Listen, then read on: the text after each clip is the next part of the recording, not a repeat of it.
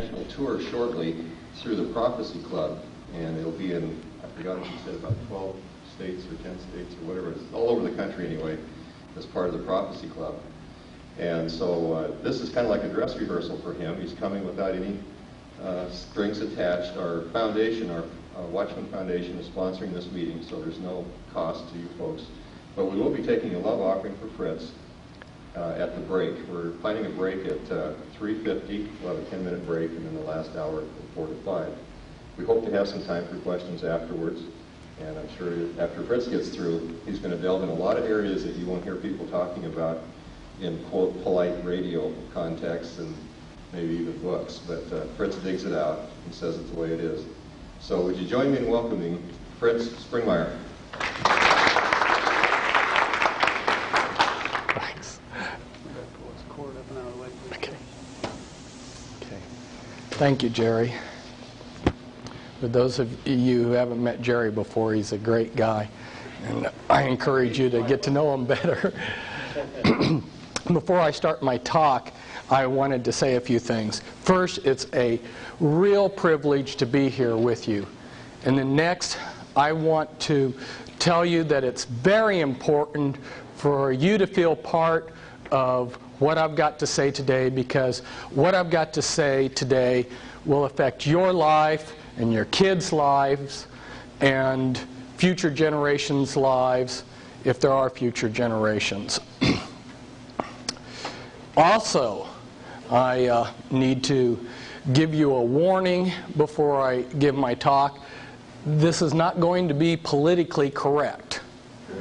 But as a Christian in a country where it is politically correct for 330 congressmen over a period of 3 years to write 20,000 bad checks, and as a Christian in a nation where a high school in Florida tries to teach their high schoolers abstinence in sex if they're unmarried, and then gets sued by people like Planned Parenthood, while on the other side of the country there's a school district in LA that realizes there just might be a connection between all the free condoms they're passing out in their sex education classes and a high rate of teenage pregnancy.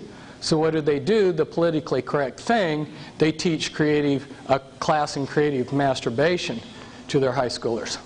In a nation like this, as a Christian, I enjoy being politically correct, just a notch below catching AIDS.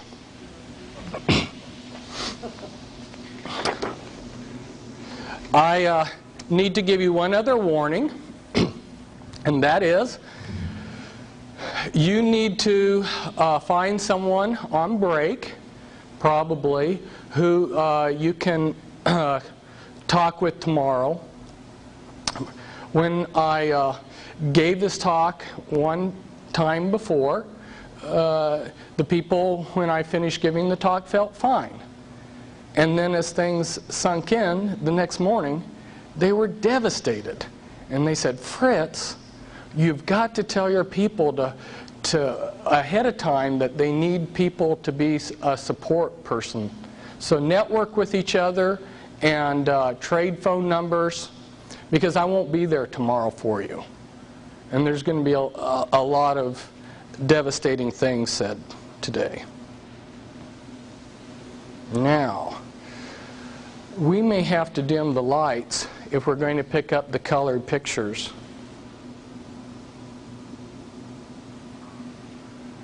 And I'm concerned that some of these, we're not even picking up all of the... You can move it closer, Fritz, if you want. Let's, yeah, we'd better. Otherwise, you're just going to miss out on too much. One left corner helps out another. Yeah. Okay. Now let's see. Are we close enough to pick it all up? Probably. See a little bit focus. Okay. Thanks. Wasn't a very good picture anyway. That's true.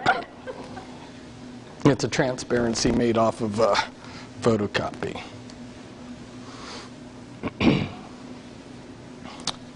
Hey, mister, what are your 4 answers? Yes, sir. No, sir. No excuse, sir. And, sir, I do not understand. Those were the 4 answers that I was allowed to give at West Point. I entered West Point July 3rd, 1973. And the first 2 months there are called beast barracks. They break you down and they build you into the soldier that they want you to be. And I thought that this tearing down process was discipline when I was there. But the first 2 weeks that I was there, I ate in total same amount of food as what you would eat in a normal meal, and slept very little and did a lot of push-ups and running. Between my first and my second year at West Point, I went over to the Holy Lands, and it was right after the Yom Kippur War.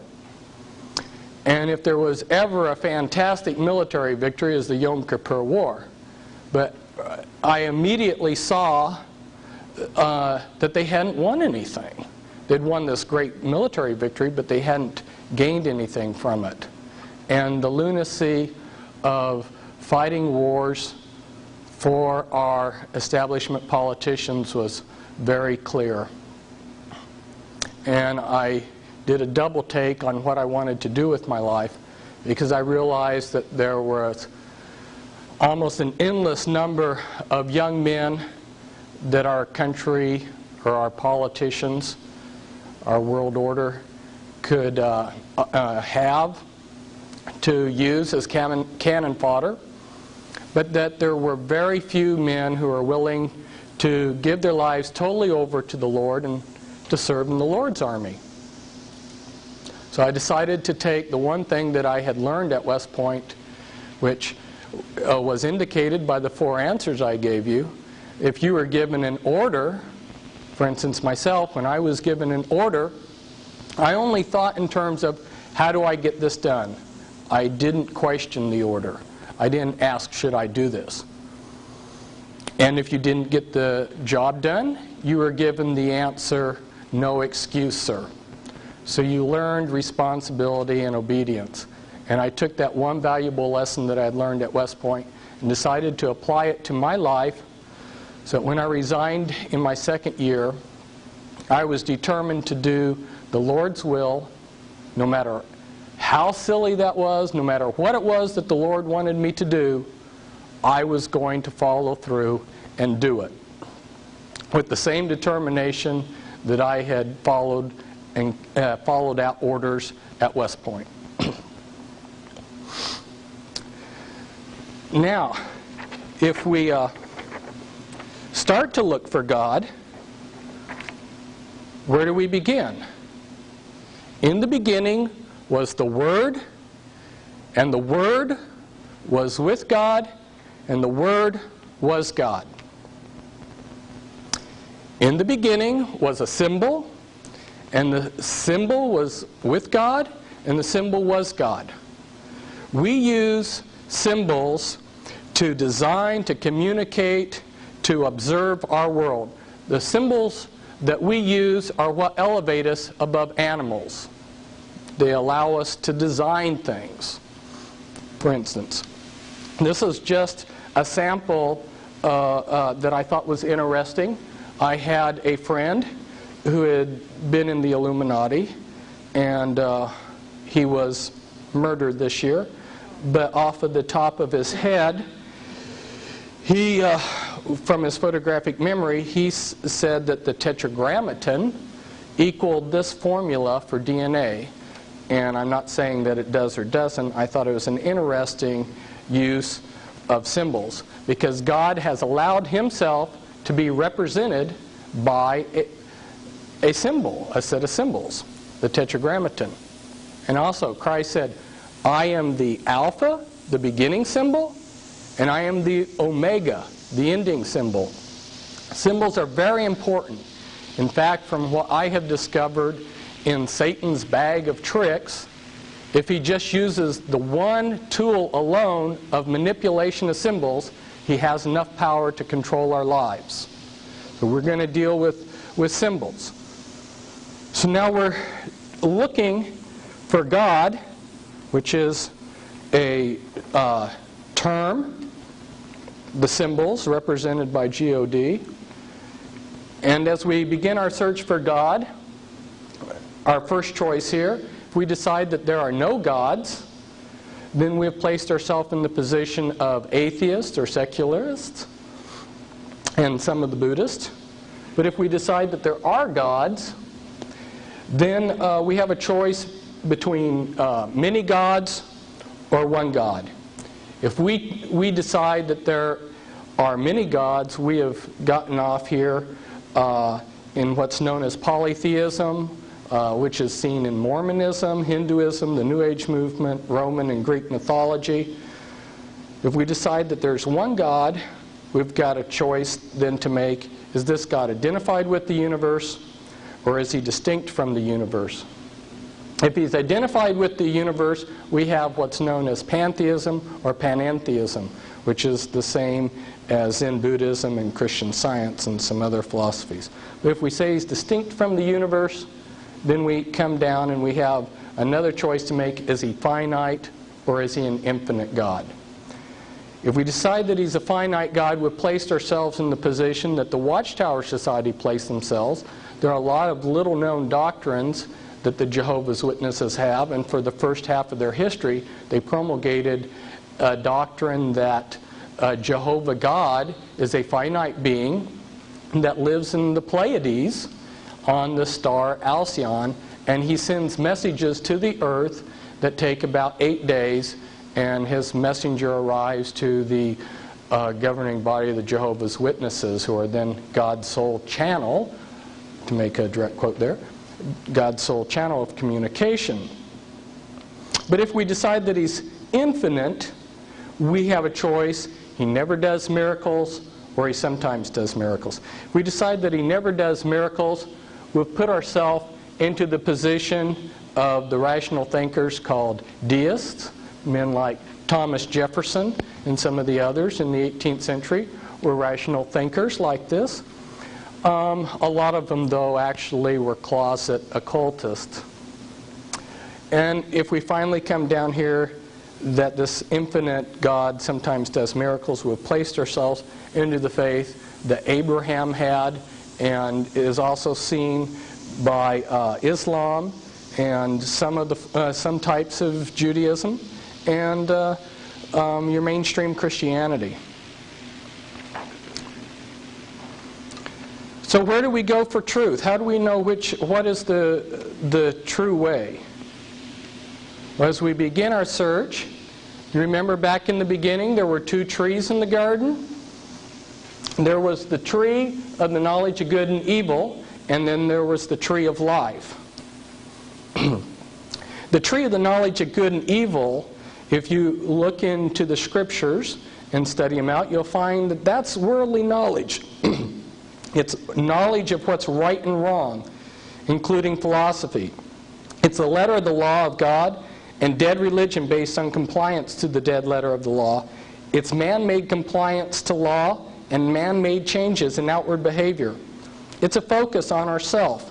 And when we focus on ourself, then we end up either becoming lascivious, or we just indulge ourselves, or we end up with a problem that's prevalent in a lot of Christianity, where we have self-righteousness. It also includes a false trust that worldly philosophy and other fruit of the tree of the knowledge of good and evil will expose Satan. This is one of the major problems today. The fruit of the tree of the knowledge of good and evil will not expose Satan, because Satan comes as an angel of light. And we'll get into that even deeper as we progress through this talk.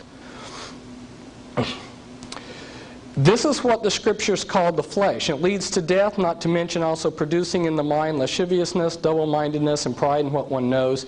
It's the goodness of man, his vain attempts, and his pride in his achievements. It's very popular.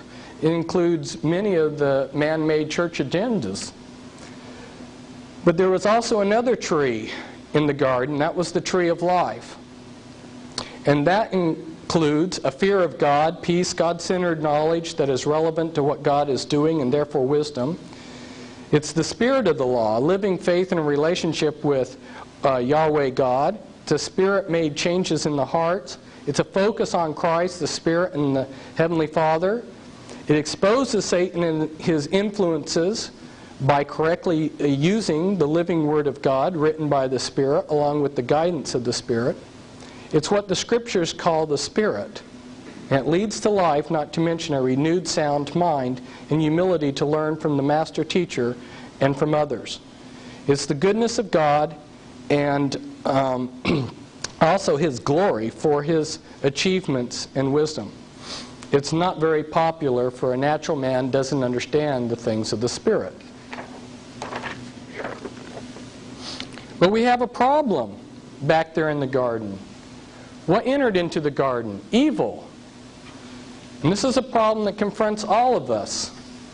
Here we have a God that's omniscient, a God that's omnipotent, that is almighty and all-knowing, and yet something that this all-knowing, all-powerful God, that's wholly good, something that this wholly good God created contains evil. That's presented a lot of people a logic problem. And the philosophers in the 1940s were stumped by this problem. A lot of them started building their own philosophical systems. There happened to have been one particular gentleman, and he spent many decades building up a philosophical system and exposing all the illogic of religion. And then by the time the 1960s came, he realized that his system that he had created had the same problems with logic. And he looked around, and other philosophers were also discovering all of their systems had the same problems with logic that Christianity and other religions had. Well, a lot of times people go to their clergyman or to someone else that they look up to, and they ask for answers to this problem of evil. Why is there evil in the world? And they're given simplistic, insufficient answers. They're told, oh, just have faith. Or the clergyman says, oh, there's no contradiction. Or a very skillful apologist starts describing all the terms, omnipotent, omniscient, good, and he turns them into such vague terms that they become meaningless. Or maybe they just declare, we only see through a glass darkly. Okay, these insufficient answers leave many reasonable persons deeply disturbed by the absurdity of conventional belief in God. Some have decided that human life is self-defeating, tragic, and absurd. But a better answer, and I will give those in a minute, but what's interesting is the philosopher that I was describing, who is from Boston, who taught there at the university, here he had spent all these decades writing a book to tear apart Christianity, and he realized that his own philosophical system had the same problems, so he spent the next decade writing another book showing how Christianity and other religions, it wasn't that he had become a Christian, describing how actually they do have a lot of answers. So what are some of these better answers? To show people that every mathematical, scientific, and philosophical system has vagueness and contradictions within their principles. Philosophers cannot define and defend their own criteria of meaning without employing self-defeating arguments. All philosophy and mathematical systems have paradoxes when one pushes to get total clarity of terms. One has to either accept A, some vagueness of terms, or B, accept paradox with extremely clear terms. Common sense of human existence means we must accept the contradictions that accompany the complexity of the sense and nonsense of our spiritual environment. Somebody tells you that they love you, and then here they are squeezing the toothpaste from the middle. Now, if you had a computer program set up to define whether somebody loved you or not, you would never get the answer, because human relationships and human life can't be broken down into logic. there's a lot of nonsense in our life. The problem of evil is actually a sign that reveals that there are deep issues of life that must be plumbed, like a crack in the earth's crust that plunges out of sight. God can view evil in a different view because He is above time and knows that with His unlimited power, all things will work for good to them that love God. God has unlimited power to bring something good out of evil. Proof of this ability is found in the life, death, and resurrection of Christ. In other words, evil is not out of control. God has said, I'm fixing a point here in time that evil can start. And why did He allow evil to start? So that each one of us would have the choice to make whether we wanted to love Him or not. We're not robots.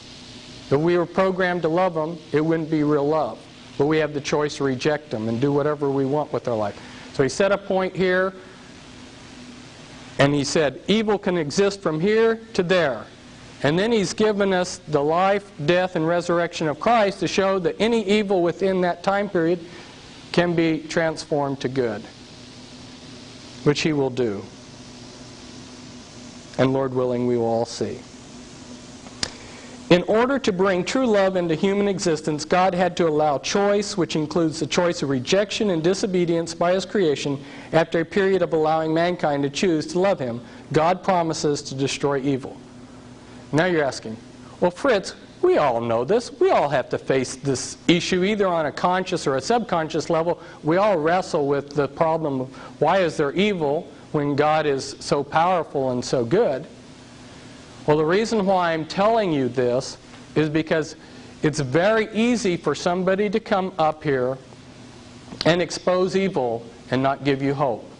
See, I was called to do three things. I was called to expose evil, to give hope, and call people back to the Word of God. That's my assignment. Okay, there's a lot of people in prophetic ministries that they're able to give real easy hope. Oh, just vote these crooks out of office. You know, if you don't really expose evil, you can give simplistic answers. But if you really expose evil, and how many people really plumb the depths of how evil this world is, then you've got a really hard task to try to give people hope. But that's what I'm trying to do. Because this is very important. That's why we're going over. Because given a chance, I'd destroy the foundation of practically everything you believed in. And I may today.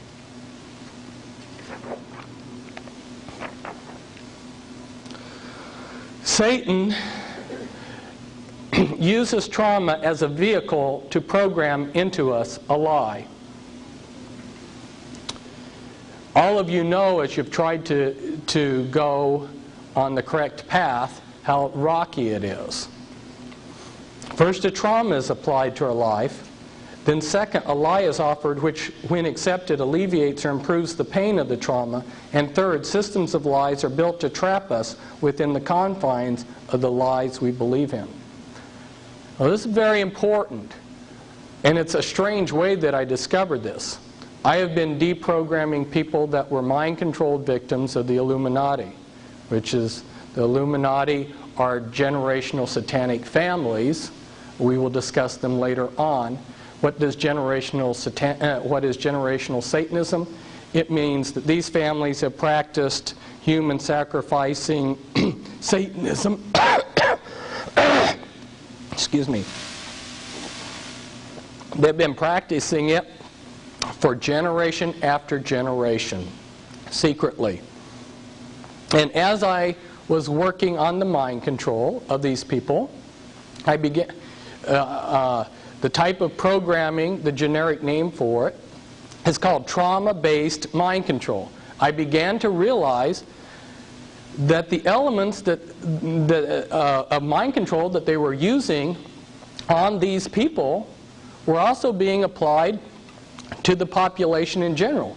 Maybe not as as a sophisticated package and in such an intense way, but they were still being applied. All of us receive trauma. And there's so many different ways that this could occur. Like here I give an example. A Christian's life is cut short by Satan. The lie that is offered the survivors is, God owes every person a full, happy, prosperous 70 to 80-year life. God is then blamed. Why did God let this happen? The resulting bitterness opens up a door for a person to get into immorality, which further entraps the person. The reality is, if God gave us what we deserved in our weak, sinful nature, none of us would be alive, because mankind is in rebellion to God, their Creator. People need to focus on what we have received from God, not what we haven't received. To focus on what wasn't given rather than the great gifts that have been given is ungratefulness. Therefore, when a trauma is applied to our life, we can use that trauma to program a lie into our life, or we can grow spiritually by seeing the deeper spiritual realities that the trauma is trying to teach us. For instance, if we're in a marriage, the problems that we receive can either draw us together or split us apart. The couple will either see the deeper spiritual realities and bond, or they will attach themselves to the lies that Satan provides to alleviate the pain. Another example of how this is happening, so you get a better idea. Let's picture ourselves in India many thousands of years ago, and a trauma is applied to our country. Then the lie that is given is if you worship this phallus symbol, this stone statue here, that will alleviate your pain. So they do, but the catch is since there's a demonic aspect to all of this, that there is some relief from the pain. And that's the lie. So then people grab a hold of the lie. Well, I received some relief from this trauma by worshiping this phallus symbol here. So then that is, Satan does a series of things that locks that in as a tradition of those people. And then the lie is locked in. The people are trapped in the lie. And this is all used in mind control programming on a micro scale, on a single individual. What I'm going to be covering today is material that's in a number of my books. First, we're going to go over material that is in an 800-page reference book I wrote back in 1991, Be Wise as Serpents, which shows how this all connects on the physical level. And I will also later be getting into the mind control. And there are 2 books back there which I've co-authored. The most important one for you as an introduction to the subject is Volume 2, The Illuminati Formula Used to Create an Undetectable Total Mind-Controlled Slave. And we'll be getting to that topic later on. And before we do, we will also cover material covered in another book of mine entitled The Top 13 Illuminati Bloodlines. And this is just saying again what I had previously said, that Christ's life is proof that God has the ability to turn evil into good. Suffering is used to take our eyes off of trivial things to see deeper eternal realities. And the Scriptures tell us that it will develop faith, virtue, knowledge, self-control, endurance, godliness, brotherly kindness, love. In other words, the suffering from evil we want to escape is the soil that God plants us in order that we would grow into the godly people He wants us to be. But the God of all grace, who hath called us unto His eternal glory by Christ Jesus, after ye have suffered a while, make you perfect, establish, strengthen, and settle you. And then that will also confirm through our suffering that we are a special royal people. And this is Paul at the Areopagus in Athens, where he confronted the philosophers of his day. and he noticed that they had a statue to an unknown god. And you can read about how Paul approached the philosophers of the ancient world. And here he is again. There you can see the Acropolis in the background. And he says, I've come to tell you about the unknown God. The rabbis in Jesus' day were very learned men. They were sort of like if you took a congressman and a chief justice of the Supreme Court and several other things and wrapped them into one. And a very learned scholar of the day, a rabbi, Nicodemus, came to Christ and he said, born again? How can I be born again when I'm old?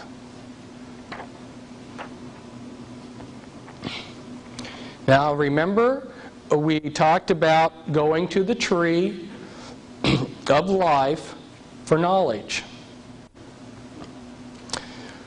The Spirit of God revealed to me that there's certain principles that allow paradise to function.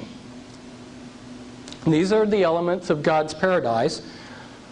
Before we study the counterfeit, we're studying the real. God gave me some confirmation on this revelation. There were two other Christian brothers who independently received the same revelation. And then when we examine Scripture, there's some Scripture that also back this up. But I'm not submitting this to you as a new doctrine, but just as a way to help you understand better how things operate in the perfect setting that God would have them operate. I discovered via the Spirit's revelation that the attributes of God are what sustain the universe. Justice, God's order, equity, truth, life, and true love forms the base of this. And interestingly, there's a number of other interesting things to this, is I discovered that when we go in and look at how we define God, we'll find those attributes being what make up the New Jerusalem. So the basic building block of paradise is a cube shape, which is stable. It has certain attributes to it. And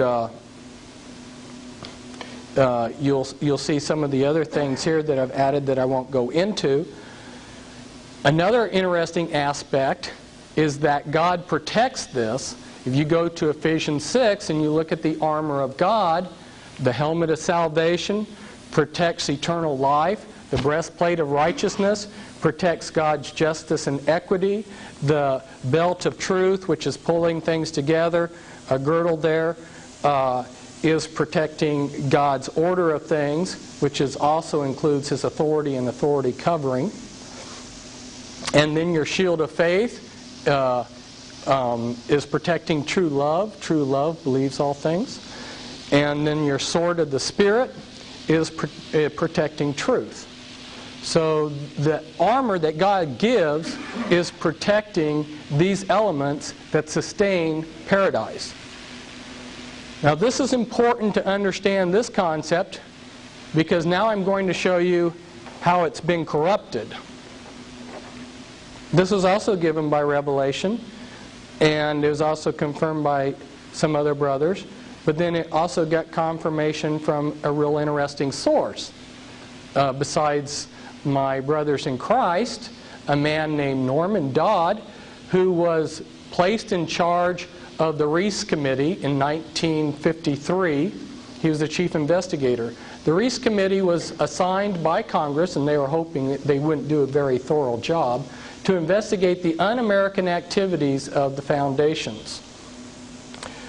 Norman Dodd had spent his entire life rubbing shoulders with the movers and shakers of the world. He had been a banker. He had been in and out of a lot of the types of activities that the world's elite are involved in. And they thought that he was one of them, which is one reason why they would visit so freely with him. But he wasn't. And in rubbing shoulders with these people, he came to discover that they knew exactly how to run the world. And I've also discovered that too. I've worked with a lot of high-level people that have defected to Christianity out of the Illuminati, and I've done years of research, and one of the things that I've discovered is they've given us only the crumbs of what they know, and if they wanted to run the world perfectly according to this model, they have all the formulas, they know how to do it. But they're manipulating this world system for their own benefit. Now, Norman Dodd discovered that the shape of the world system that was set up was this double pyramid, double tetrahedron, and he discovered that there were 6 things that made up this world system. In fact, his life was threatened when he showed one of the elite this model. So there must be something true. When he showed this to Alexander Sachs said, "I got to get out of here, because if I stay and listen to you, your life's gone." You've got order, which is represented by the state, wisdom, which is value, equity as seen in the marketplace, justice by the courts, wealth, the prices. And here I've added to what Norman Dodd had by including health, which is a function of wealth and a possession, and then truth down here at the bottom, which is represented by church. And by manipulating these different elements of the world system, they are able to control the world. And one example of the type of manipulation they do is they make people think that equity and justice are the same thing, and they distort what was a pyramid with a base of 4 points to a 3-pointed pyramid. They just play around with this model any which way. There's a lot of things, a lot of manipulation, and later on we'll probably get to the transparencies, which show some of the books where they even give the detailed formulas for how to run these different elements. If you go to the scriptures, there's a word that occurs, stoicheia, and Bible translators have thrown their hands up and said, we don't know what this means. If you go to the classical Greek writers, they use the word stoicheia to mean elements that make up something. And Apostle Paul warned us, and there's like 6 or 8 Bible verses that warn us against the elements of the world system. I believe, even though it hasn't been revealed before, that these are the elements, these are the components that we were being warned about by Apostle Paul. And he said, don't be deceived or taken in by these elements. Now, one of the things that I can do, had I the time, to go in and show you how each one of those elements is controlled. We will touch briefly on those different elements, and I will give you, as quick as I can, in a short period as I have, a thumbnail sketch so you can understand how each of those elements is controlled. This was something that I came out with in my Be Wise as Serpents book. I'll not go into this particular chart this time, but I'm just showing you this real quickly to show you that there is a whole scheme of things on how to control the church. But this is what I really want to go into. This is maybe one of the most important things that I'll be able to share with you, and you have it in your handout. If we go back to the Garden of Eden, when evil or Satan came into the garden, he said that he said that the fruit of this tree, of the knowledge of good and evil, would give them salvation. That's salvation through knowledge. That's Gnosticism. Okay? Now they began to realize that knowledge is power. But of course, you don't want to give all your power away instantaneously. If you want control over someone, you give it out in increments. So how Satan sets things up is the first element is to say, I have secret hidden knowledge. And you have instantly given yourself an instant power base. Now everybody's got to come to you because you have this hidden knowledge, right? And I'll cover 3 words here. If you go in and look at witchcraft or any of these others, they'll use the words esoteric, arcane, and occult. Those 3 words, esoteric, arcane, and occult, mean exactly the same thing. They mean hidden. This is the hidden knowledge that Satan's whole world system of religion gives out to people. But they can't give away their power base. They've got to give it out in increments. So if you join the Masons, they give this out as you go through degrees. And as you progress through the degrees, you're given, they dish you out more and more incrementally. Or if you're a Jehovah's Witness, you have to stay in touch with God's sole channel of communication, the Watchtower Society, and their magazines. And they dole out in increments this revelation knowledge to you over a period of time. Or if you're in the charismatic movement, you're made dependent upon some great prophet that you can't leave him because he is God's source of knowledge to revelation knowledge to you, and they make you dependent upon that preacher alone. So the first component was hidden knowledge. The second component of how Satan sets up a Gnostic religion is to hand out this knowledge in increments. And the third component is to set it up in a pyramid shape like this. You cannot get the commitment from the broad masses that you could from a few select initiates.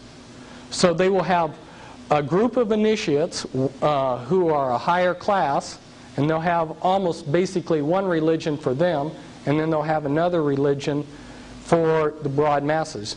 What you're looking at is the clergy class, for instance, of the Catholic Church and the laity.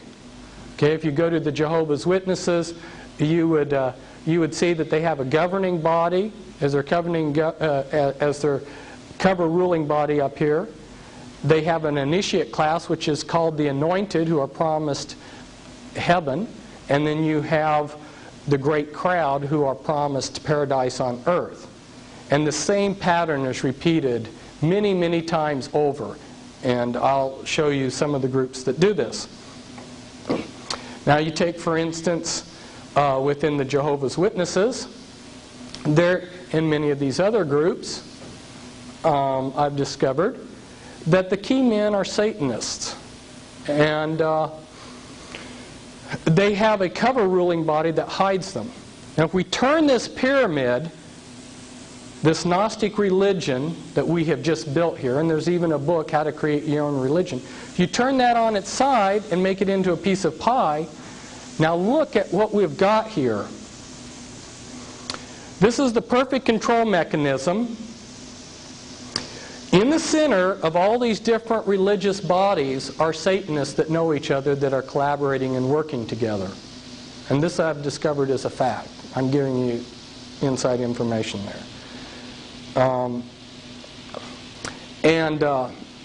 Then surrounding them are the visible ruling bodies of these religious bodies. And then you have a priesthood within, or an initiate group within that religious group. And then you have your broad masses out here. Perfect control mechanism. You have, like, let's say, a Catholic out here, and they're fighting the Mormon out here, who's fighting the Jehovah's Witness out here. And the people on the outer fringes are all divided and fighting each other. They never rebel against the middle. If they would ever rebel against the middle, what's protecting the actual movers and shakers? The priesthood. Now some of the priesthood are actually committed, they're actually believers in what they're doing, and some of them are just corrupt. That's the way they make a living.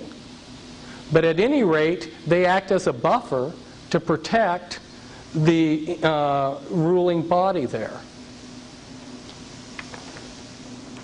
And this formula, which I got from the other side, by the way, can be seen in many different flavors. They realize that when you go into a restaurant, you want a menu of things to choose from.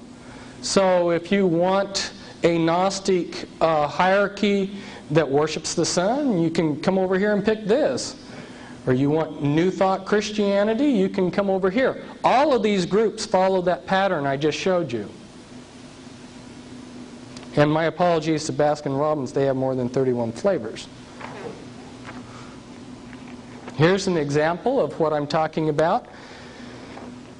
Now, when you think back on your pie-shaped diagram that you got in your handout, the walls between the different pies are artificial barriers, and they can pull those out anytime they want to. And every now and then you get a glimpse of them doing that. At the World Parliament of Religions, they had Hindus, Buddhists, Christians. Chuck Colson, who represents the Protestants, was there. You had all of these different religious groups there, commingling, worshiping together. So they can pull those artificial barriers out if they want. But they don't usually do it. But we're beginning to see more and more those artificial barriers come down. And this is an example of it. This is a Jewish rabbi who's a Catholic priest, and he's getting the Jews to start worshiping Mary and some other things. So here we see in his group literature put out. There you see, like for instance, Father Herman Cohen, who's both Jewish and Catholic. Now, what's happened over the centuries, and this no longer is taking place because a lot of the artificial barriers have been taken out so that they can bring in their one world religion. But prior to about 1950, the way that they had set this up is that the Illuminati worked through front organizations. Those front organizations then covered themselves behind monotheistic religions. So behind Protestantism, you had Freemasonry pulling strings. Behind Roman Catholicism, you had Jesuits. And behind your Jewish community, you had your Sabbatians, your Frankists, communists. Behind Islam, you had Sufis.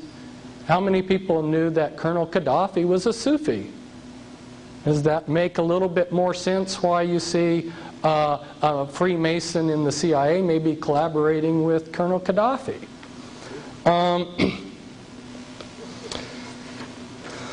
Now, another organizational principle that they have is if you could see their pyramid structure, you could tear it down.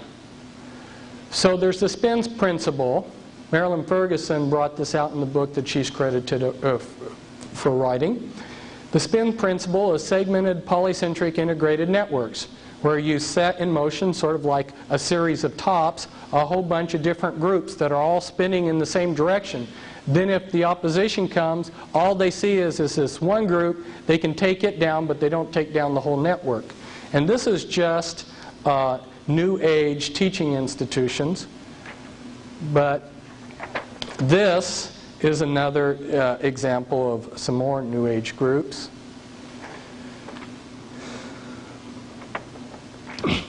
Now, I prepared a document packet in 1990, and it was to show people from their own documents that there was a conspiracy to bring in a New World Order, and nobody took me up on getting any of these packets.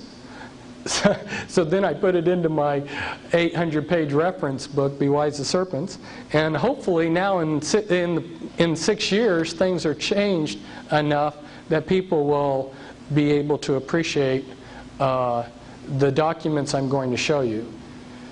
These are very important because a lot of the people in the audience have never seen documents from the horse's mouth, so to speak, as to what they are really doing. Now here we see a book. This is just simply the cover to show you that there are disenchanted men that are warning that we're ruled by an invisible government. And another disenchanted man who worked with the CIA warns that the CIA and its allies are in control of the world.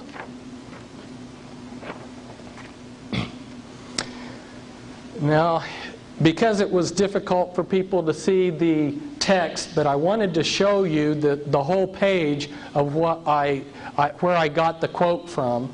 I have pulled the quote up and enlarged it over here to the side. Now, this was written by Manly P. Hall. Manly P. Hall was both a Grand Master within Freemasonry, and he was a Grand Master in the Illuminati. And he says, all of sincere heart will find consolation in the conviction that powers beyond and above human corruption continue to administer the destiny of the globe. It would be a mistake to confuse the governing bodies with the various sects which pretend to authority but give no indication or proof that they can manage efficiently even their own affairs. What was I telling you? That inner core of black in all of those pieces of pie that's secretly ruling? Now, Manly P. Hall knows who he's referring to here because he's part of that secret body. But of course, he speaks positively of it.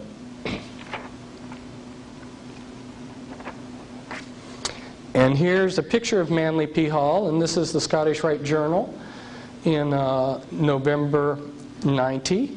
And it says, the illustrious Manly Palmer Hall, often called Freemasonry's greatest philosopher. I'm showing you that so that you can see that the documents I'm going to show you come from the very highest people within Freemasonry and some of these other organizations. This is probably hard for you to read.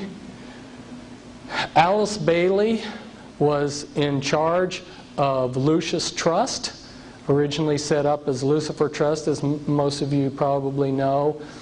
And she worked for the Department of Health, Education, and Welfare in 1957. She created the goals for education that are being implemented today in our schools. The America 2000 goals, Millennium 2000, these goals that are being brought in. And she was a leader within the New Age movement. She set up over 140 New Age groups, wrote prolifically. In her book, The Externalization of the Hierarchy, she spells out in detail how they're going to bring in the New World Order. It is amazing the things you will read in there, including telling us who's going to rule on the physical level and who's going to rule on the spiritual level in this New World Order. It's going to be Lucifer. And she says it right there.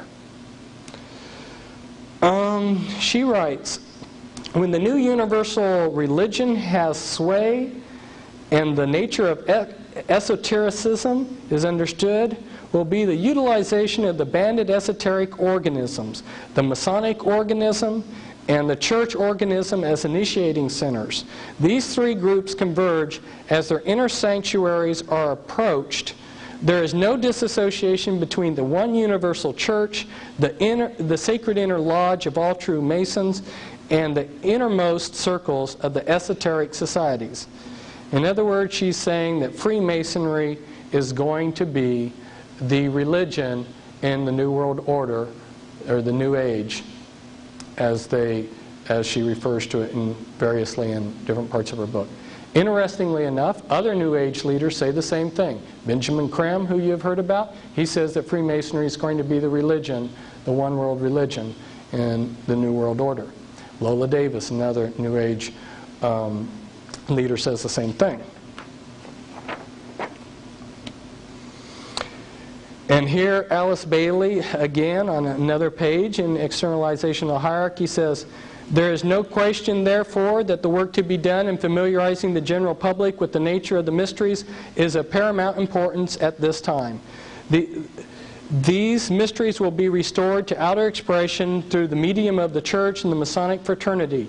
If those groups leave off being organisms with material purpose and become organisms with living objectives, When the Great One comes with his disciples and initiates, we shall have, after a period of intensive work on the physical plane, beginning around the year 1940, the restoration of the mysteries in their exoteric presentation as a consequence of this first initiation. In other words, they're going to restore the mystery religions of Babylon. And if you look at what's been happening in the churches and in the schools, you will find that that's true.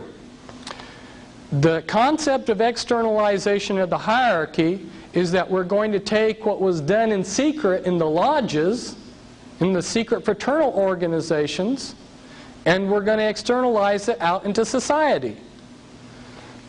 This was something that, this was a program in a Portland public school where my wife teaches. And instead of Christmas programs for the last 15 years, they've had winter solstice celebrations, which is an occult celebration. And this celebration a few years ago was celebrating Lucifer, the light bearer. And this was the program for it. And during the play that the children put on for the parents that came, the children wore barcodes on their forehead. Some of the children had acceptable barcodes, and some had unacceptable barcodes. And then they did occult rituals. This is what's replaced Christmas in the public school. And I was using this on some of my talks, and I thought, well, I'll just send this to Tex Mars, who's another researcher, and he put this on the front page of his next newsletter. Externalization of the hierarchy. It's all around me. Wherever I go, and these are some of my dog and pony show, because when I go out to get fast food, and I go to one fast food place, and here's a wizard with an owl, which is Lilith, and his energy ball. He's throwing an energy ball here. And then I go down to the next fast food place down the street, and they're teaching you how to hypnotize your parents on their sheet. And then I go down to the next fast food place, and they've got another similar looking wizard here, and it says fire and ice. Fire and ice are very important symbols for the occult when they're paired together. And I go into the laundromat, and this is hanging up. This is a lady, Elizabeth Clare Prophet, who channels demons, and she's having a meeting in the Portland Masonic Temple to find your twin flame and how to use spiritual energy. And then I go to the public library, and they're passing these out free. It's Metaphysics for Our Age. If you don't know what metaphysics is, that's witchcraft. And right there in Multnomah County, which is Portland, on the front of their books, on some of them, if you'll look at the library logo, it's a snake swallowing its tail. Well, if you'll look in Manly P. Hall's book on page 100, The Secret Teachings of All Ages, you'll find that that's an Illuminati symbol. In fact, they even use the word Illumo there on their seal of Multnomah County Library. On page 100, which is C in his book, he says that a silver ring of a snake swallowing its tail is a symbol of rank within the Illuminati. When I met the Grand Master for the Illuminati for a 3-state area, guess what he was wearing on his hand? It was a silver ring of a snake swallowing its tail. I tell you that for several reasons. One is that ring was a symbol of rank within the mystery religions. The Illuminati is simply the continuation of the mystery religions that we are now talking about, and you're seeing documentation about by people by Alice Bailey. When she's talking about restoring the mysteries, she's talking about restoring the mystery religions. And here she says, by means of the educational work of the world, the great Lord seeks to reach those of the intelligent public who cannot be reached by means of ceremonial and symbolism as in Masonry, or by religious means and ritual as in the church. It touches the masses and those in whom an intelligent aspect predominates to the lessening of the other two aspects. In other words, we're going to try to teach them the truth, the mystery religion truth, in the fraternal organizations. But not everybody goes to a fraternity like the Masonic Lodge. So then we'll try to get them in the churches. But not everybody goes to the churches. So our safety net is education. And I just threw this in because this was something put out by a group called Triangles, which Lucis Trust formed. Lucis Trust happens, by the way, to be one of the publishing arms of the United Nations. And it's located there on United Nations Plaza. And they've got offices in Switzerland and England, London, England, and New York, which are elite headquarters, as you know. And of course, their triangle groups are in, as you see, 110 countries from this letter. And this next document, this is the cover of the official magazine of the Supreme Council, the 33rd degree of the Freemasons, and it's been called the New Age magazine for over 100 years. And in the 70s and 80s, the Christians were still debating whether there was a New Age movement, and the Freemasons had been carrying out, promoting the New Age movement for 100 years. And inside this particular cover, I pulled out a page, and guess what it says here? As stated before, God's plan in America is a non-sectarian plan. Our Constitution is non-sectarian. Our great American public schools, God's chosen schools, are non-sectarian. The great spirit behind this great nation is non-sectarian. Our great American public schools have never taken away from any child the freedom of will, freedom of spirit, or freedom of mind. That is the divine reason that great God, our King, has chosen the great American public schools to pave the way for the new race, the new religion, and the new civilization that is taking place in America. Any mother, father, or guardian who is responsible for the taking away of freedom of mind, freedom of will, or freedom of spirit is the lowest criminal on this earth, because they take away from that child the God-given right to become a part of God's great plan in America for the dawn of the new age of the world. Shame on you, Christian parents, for sending your children to a Christian school. You're the lowest criminal. That was back in the 50s.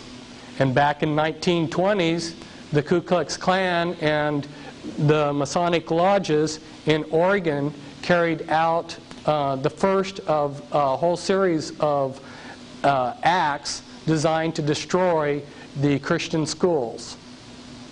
If you wonder why this Christian schools, which used to be the foundation of schooling in this country, disappeared, look to the Freemasons and groups that they created, like the Ku Klux Klan.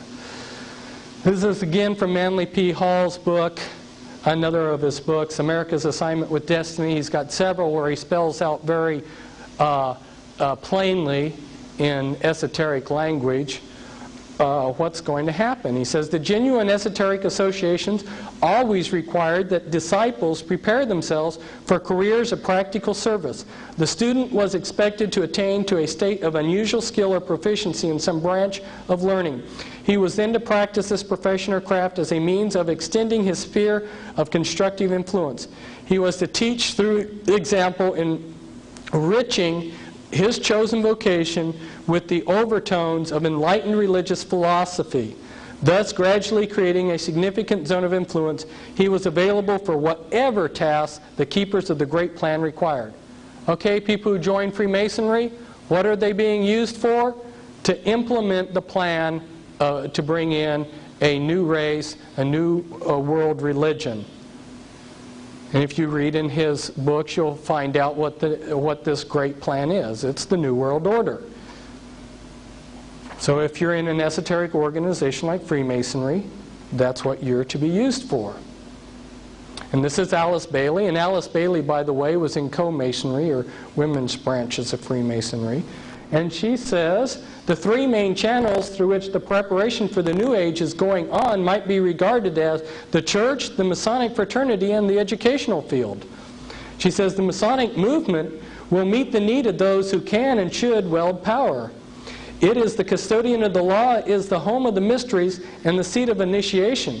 It holds in its symbolism the ritual of deity, and the way of salvation is pictorial preserved in its work. The methods of deity are demonstrated in its temples, and under the all-seeing eye the work can go forward. It is a far more occult organization than can be realized, and is intended to be the training school for the coming advanced occultists. In its ceremonials lies hid the welding of the forces connected with the growth and life of the kingdoms of nature, and the unfoldment of the divine aspects in man, to make man divine, which was the lie in the Garden of Eden. So I might tell you that if it's gotten a little bit confusing here, I've said that Freemasonry now is the mystery religions, and I've said that the Illuminati are the mystery religions. Well, Freemasonry is the outer symbolism of those mystery religions. And if you're born into a generational satanic family of the Illuminati, they would actually, properly speaking, would be Luciferians, but I'll explain the difference later. Gnostic Luciferians. They would want you to go through Freemasonry so that you would learn the symbolism of the mystery religions.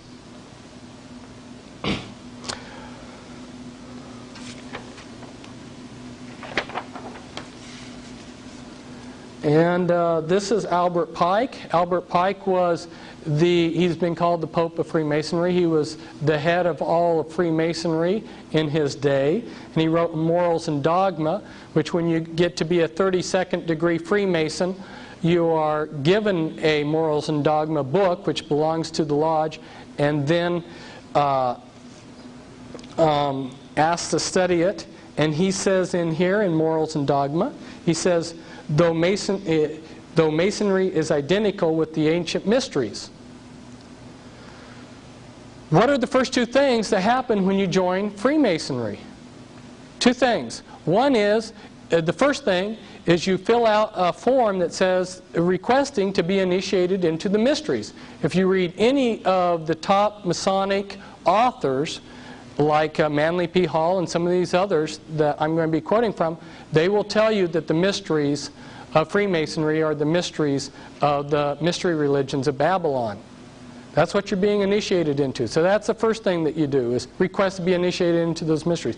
The second thing is you go through a ritual where they give you an oath that you'll ever conceal the activities and what they teach you in the lodge, to ever conceal. Well, that means you're taking on oath of a gruesome death to deceive and lie about what goes on in the lodge. And people ask me, well, and I've been asked this probably, no exaggeration, 100 times, when do people know that there's something wrong with Freemasonry? Well, the first two things you do ought to raise red flags. But I will agree with people that you can stumble through 32 degrees of this stuff, and like a lot of people, they don't have their eyes open, and you could stumble through, and maybe after 32 degrees of this, you still don't know what you're involved in. That's possible.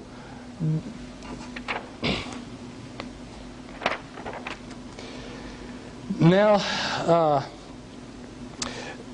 you'll see that what I'm quoting here, I have these a little bit out of order, but you'll see in another transparency that this comes from the highest, what he says is on the authority of the highest level of Freemasonry. And in here he says, this is Clymer in Ancient Mystic Oriental Masonry, and he says, Obelisk and Freemasonry. According to our reading of history, the priesthoods of Belus or Baal in Assyria, of Osiris in Egypt, of Jehovah in Palestine, of Jupiter in Greece and Rome, of Ahura Mazda in Persia, or Brahma in India, and of two states in Britain were primitive secret societies who instructed and governed the primitive families and races. It little matters whether we call the members of those priesthoods Bilites, Pastophori, Levites, Curites, Magi, Brahmins, Druids. They were connected by secret ties and intercommunicated from the Indus to the Tiber, from the Nile to the Thames. Hence, there ever has been, is, and ever will be Freemasonry on our planet. There were many mystery religions in the ancient world. Each of those mystery religions, if you go back to your pie-shaped diagram, had a secret ruling body.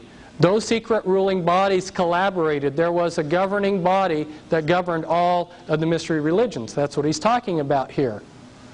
Okay, and I have some of the codes or the keys to unravel that worldwide unity that existed long ago.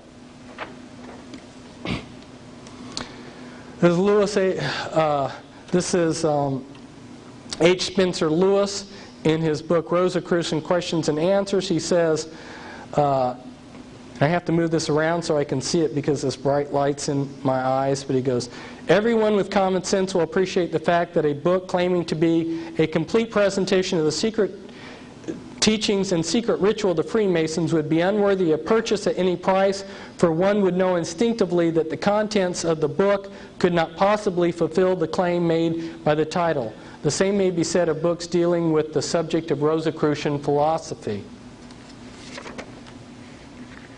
The things that I'm telling you about, if you ask a Freemason, they're not going to confirm them. They're not going to validate them. And this, on the previous book that you saw by Clymer, I have this in here because he says, I quote from the highest Masonic authorities in the world, and that which concerns mystic Masonry comes direct from who knows and who has no superior in this work. So I'm giving you information from the top, in case you doubt these authorities.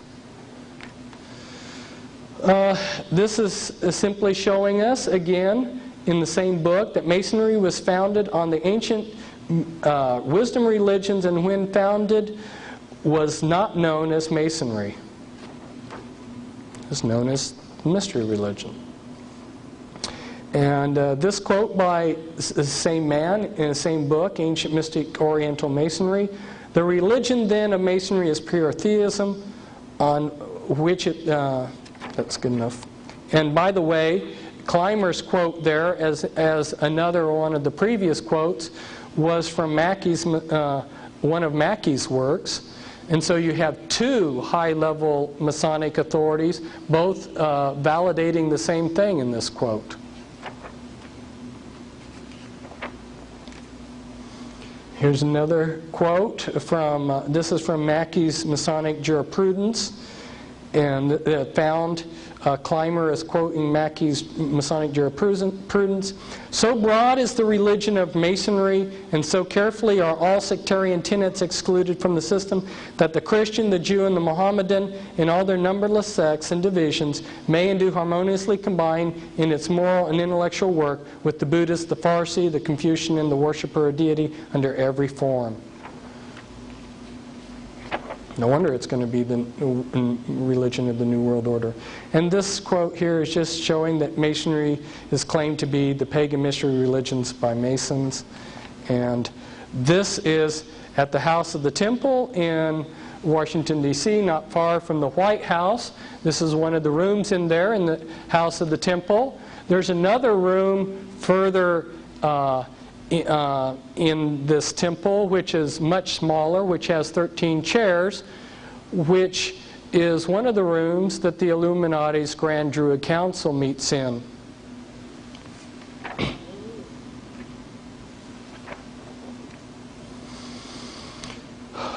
This is from the New Age magazine, the official organ of the Supreme Council of the 33rd degree of the Scottish Rite. And it says, has Freemasonry then a spiritual conception only? Is its objective but the solidifying into a beautiful utopia the wonderful infinity of the first cause and the kaleidoscope finiteness of its mortal human creatures? Is its mission solely directed to the establishment of the long-heralded and hoped-for kingdom of the brotherhood of man? You know, when I wrote a book back in 1990 showing the connections between the Watchtower Society and the occult world, it's a book is back there for you to look at, The Watchtower and the Masons. The man who was in charge of me, I was a Christian missionary at the time, he said, I don't think too much of your book because it speaks despairingly of the Freemasons, and all the Freemasons are is a group of old men that like to play cards. And I thought to myself, and that's why they spend millions of dollars on these temples all over, is so they can play cards. Here's the Denver International Airport, and on this, here you've got the sun coming down on the thing, and it says New World Airport Commission.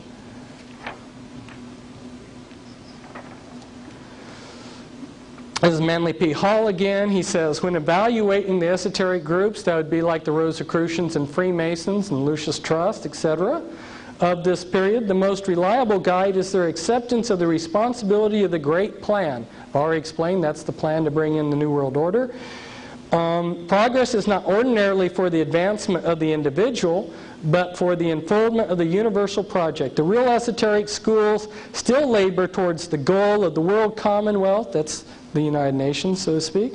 The plan remains utopian, and the disciple advancing through the grades of a legitimate initiate system is being prepared not for personal emancipation, but as an instrument for the liberation of his fellow man.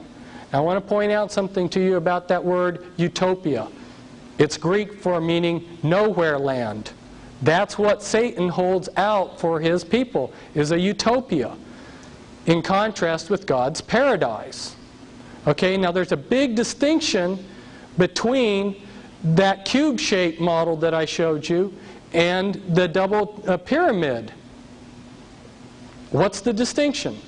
And this is a distinction that you need to catch. When they started this country, most of the men that founded this country were Freemasons. 33 of the 35 signers of the Declaration of Independence were Freemasons. If you look at the Declaration of Independence, Thomas Jefferson, who was a member of the Illuminati, he wrote, nature's God. You know, he talks about nature's God. What kind of God did Thomas Jefferson believe in? He believed in the type of God that these people who worship nature, your Wiccans, believe in. And that's what he was referring to. And the Constitution was constructed to be the carrot to bring us into this New World Order. It was to be the most perfect form of government that Satan's world system could construct, so other people would want to revolt.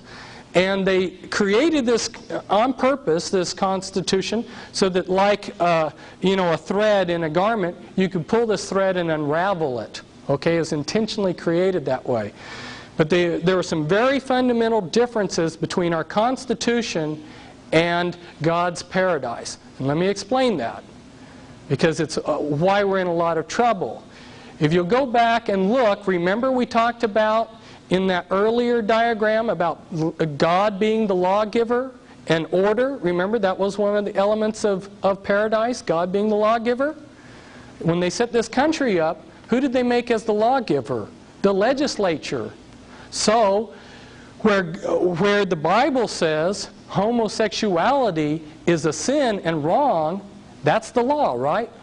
Homosexuality is wrong. That's the law of God.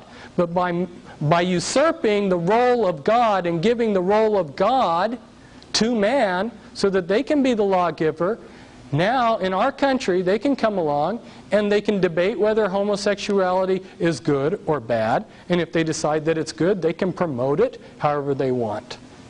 See, that's a fundamental difference between paradise and the Constitution. Not that the Constitution doesn't have a lot of great things about it, but you have to understand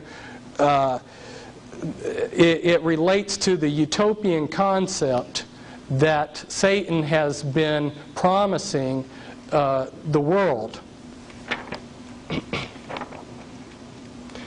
Now, this comes from a Masonic magazine, the Masonic Review, and it says, Masonry's greatness is not in the antiquity of its beginnings, neither in its conservatism, but rather in the fact that it has always been a leader of thought and action.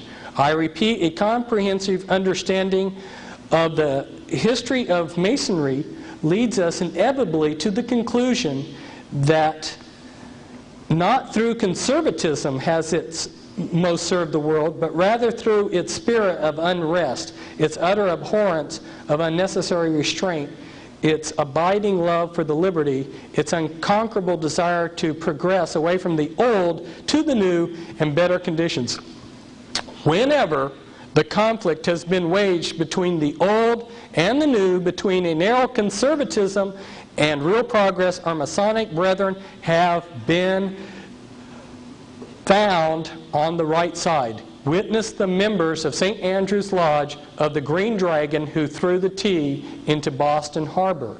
I wish I had $1 for every time an American talked about the Boston Tea Party being a tax revolt against high taxes. What really happened? You can change history by just altering a few facts and a few details. What happened is that English Parliament drastically cut taxes. They drastically cut import taxes so that they were bare-bottom taxes.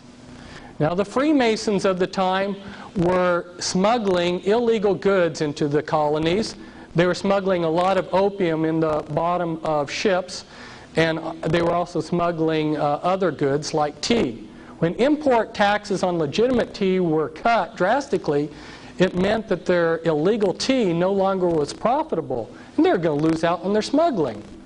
So when these Masons got together for their lodge meeting at this Green Dragon Inn, and I want you to remember that name, Green Dragon, for later, they decided, and you can see it in the minutes of their lodge meeting, they closed the lodge meeting immediately and then discussed how they would form this Boston Tea Party. And they dressed up as Indians, and their Masonic lodge went down and did a criminal act, and there happened to be this captain who was just in the wrong place at the wrong time, and they took millions of dollars of his cargo and dumped it into the harbor. And since that time, history has been warped a little bit, and people see that as a great patriotic act. And here, in my Be Wise as Serpents book, is one of the diagrams that I put together showing Masonic lodges during the American Revolutionary War period. And I could talk for a week about how the Freemasons created the American Revolutionary War for the Illuminati, and how it was actually won, and a lot of the secret things about it, but we don't have time to go into that. And this is again from Morals and Dogma by Albert Pike. This is again, as I said, given to 32 degree Scottish Rite Freemasons. And he says, the blue degrees are but the outer core or portico of the temple. Part of the symbols are displayed there to the initiate, but he is intentionally led by false interpretations. It is not intended that he shall understand them, but it is intended that he shall imagine he understands them. Their true explication is reserved for the adepts. It is well enough for the mass of those called Masons to imagine that all is contained in the blue degrees, and whoso attempts to undeceive them will labor in vain, and without any true reward violate his obligations as an adept. You see the G in the square and compass on the lodge. Well, to the public, they're told that stands for G. That G stands for God. You join, and they tell you it stands for Gnosticism. Well, remember, as you move up, you're given more light. They dish this out in this initiate system, this hidden knowledge that they have. Well, when you get higher up, you find out that the G stands for the generative principle. And that's why later on, you'll see very shortly, that the Masons wear a lambskin. They're protected by the Lamb, just like Christians are protected by the blood of the Lamb. They cover their God, which is the phallus. And they buried themselves under a hard phallus. Those are the obelisks that you see in our cemeteries. And when the president, who's a Mason, looks out of the White House, he can look at a large obelisk. If you go to India and ancient Egypt, they worshipped the phallus. Right? They were traumatized, and through this demonic traumatization, they thought if they worshiped phalluses, that would relieve them, that would bring them benefits. And they're all over our country. And the president looks out of the White House and he sees the Washington Monument. And I wouldn't want to be buried under something like that. Here we see another high-ranking Freemason in his book, The Spirit of Masonry. He says, little as it may be realized by the unthinking Mason, who is interested only in the outer aspects of the craft work, the whole fabric of Masonry may be regarded as an externalization of that inner spiritual group whose members down the ages have been the custodians of the plan, and as those to whom has been committed the workings out of the will of God for the race of men. They assist at the unfolding of the consciousness of the candidate until the time comes when he can enter into the light and in his turn become a light bearer, one of the Illuminati who can assist the lodge on high in bringing humanity to light. So if you're good enough, and of course they don't tell you that you have to have the right bloodline too, but if you're one of the chosen ones and you go through Freemasonry and you're good enough, you can become an enlightened one, a God one who's part of the Illuminati. But as you've seen in this document, in the previous one, most Masons are deceived. They don't realize what the overall plan is. And why is that?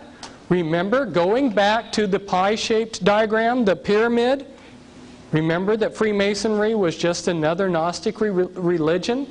Remember, you've got your broad masses? Well, most of the people that join Freemasonry only go to the first 3 degrees, about 75-80%. They go to what's called the Blue Lodge. That's your broad masses. They're taught one thing.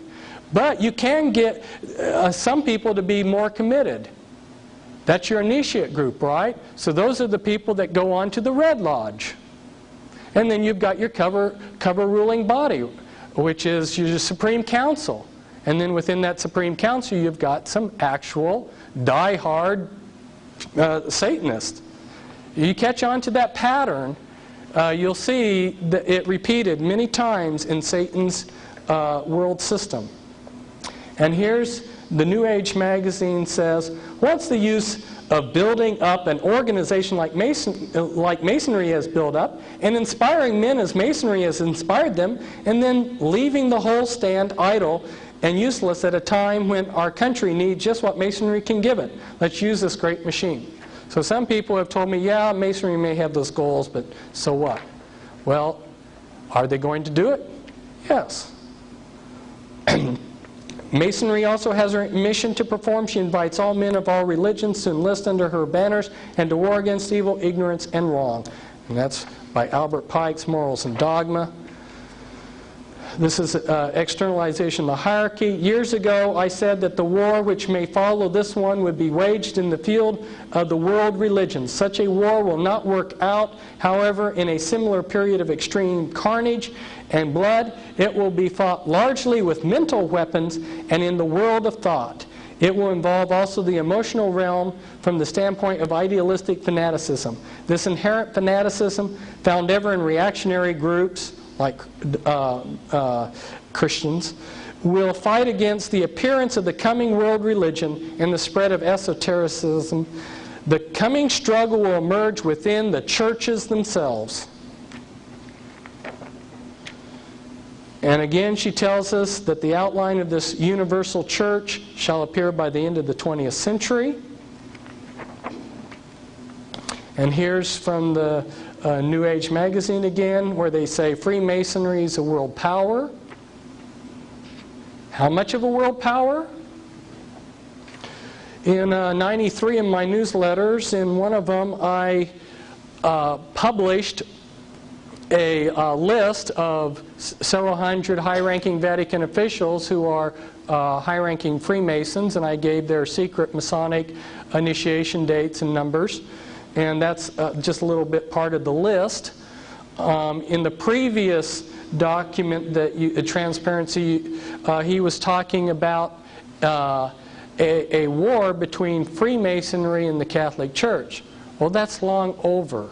If you'll look at what's been happening, there's been all types of cooperation between the Catholic Church and Freemasonry since the 60s. In fact, this is kind of interesting. Here's a Catholic Church, and it has the Illuminati triangle and all-seeing eye in it. These people are everywhere.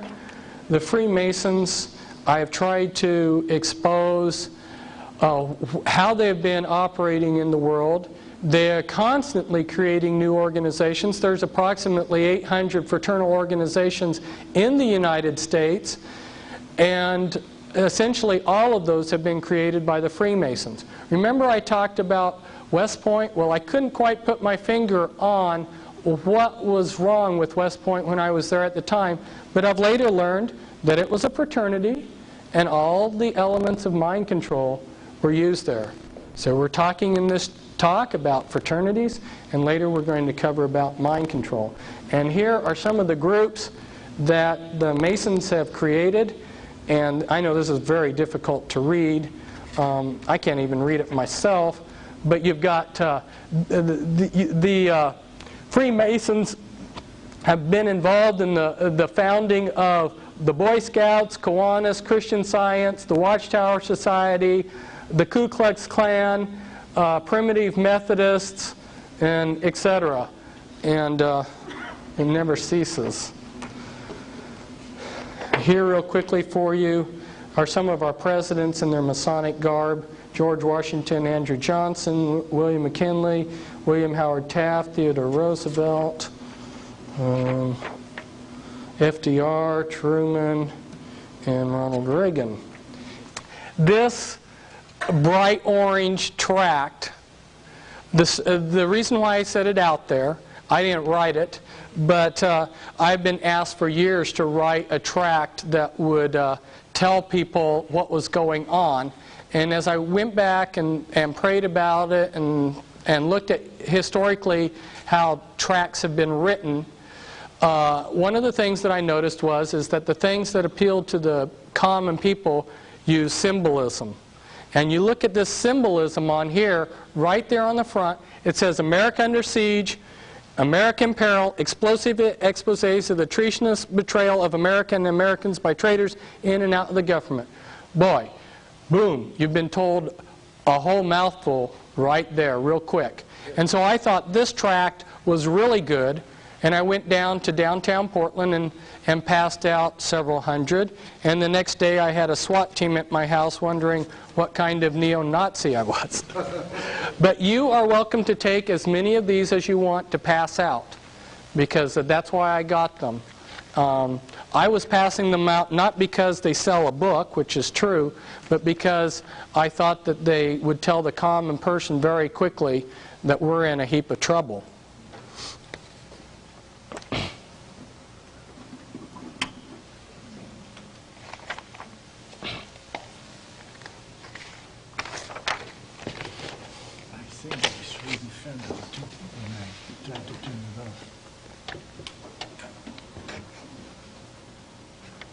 I think that's a click. No, it's working. Oh, okay.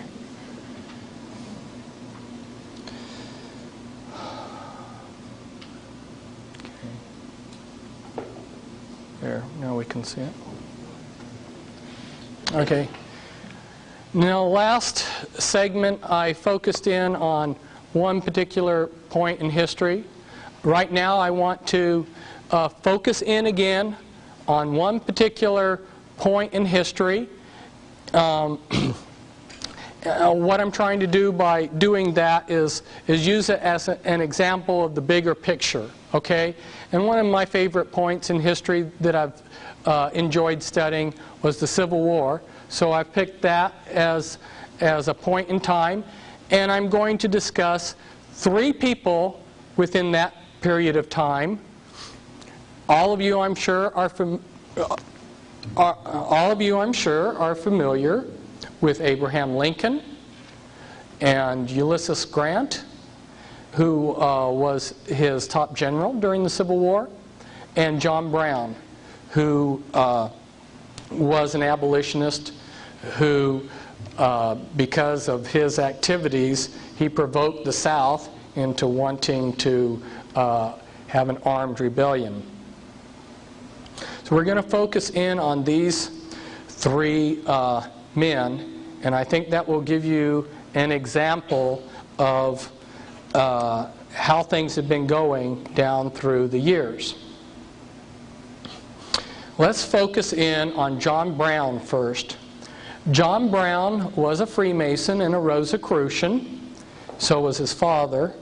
And he was taught by a man named George Lippard to be an anti-slavery abolitionist. George Lippard started the anti-slavery society. Another Rosicrucian at the time who was also an abolitionist was William Lloyd Garrison, and he started that anti-slavery society in 1832, and he was a member of the Order of the Rose, which was an occult organization in England, in 1834.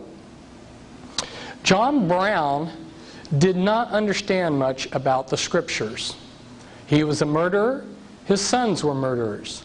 John Brown, as he traveled, happened to go through a Mormon settlement where they were teaching blood atonement, that if you sinned, you could atone for your sin by shedding real blood. And so he picked up one of the few things that he thought he knew about the Bible, and that was, for the wages of sin is death, and he thought that that meant if someone was a sinner, gave them the right to blow them away with a shotgun.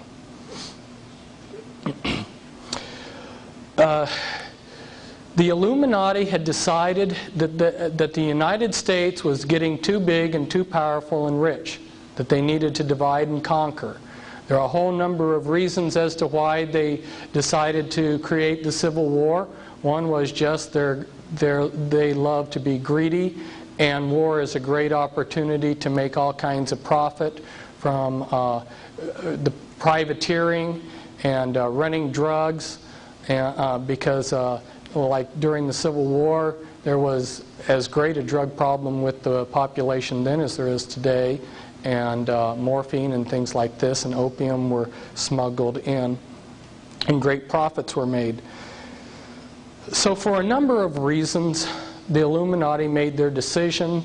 There were some high-level meetings that were carried out that I could talk about, and then they had to have men to implement these decisions. There was a club called the Bird Club, which met in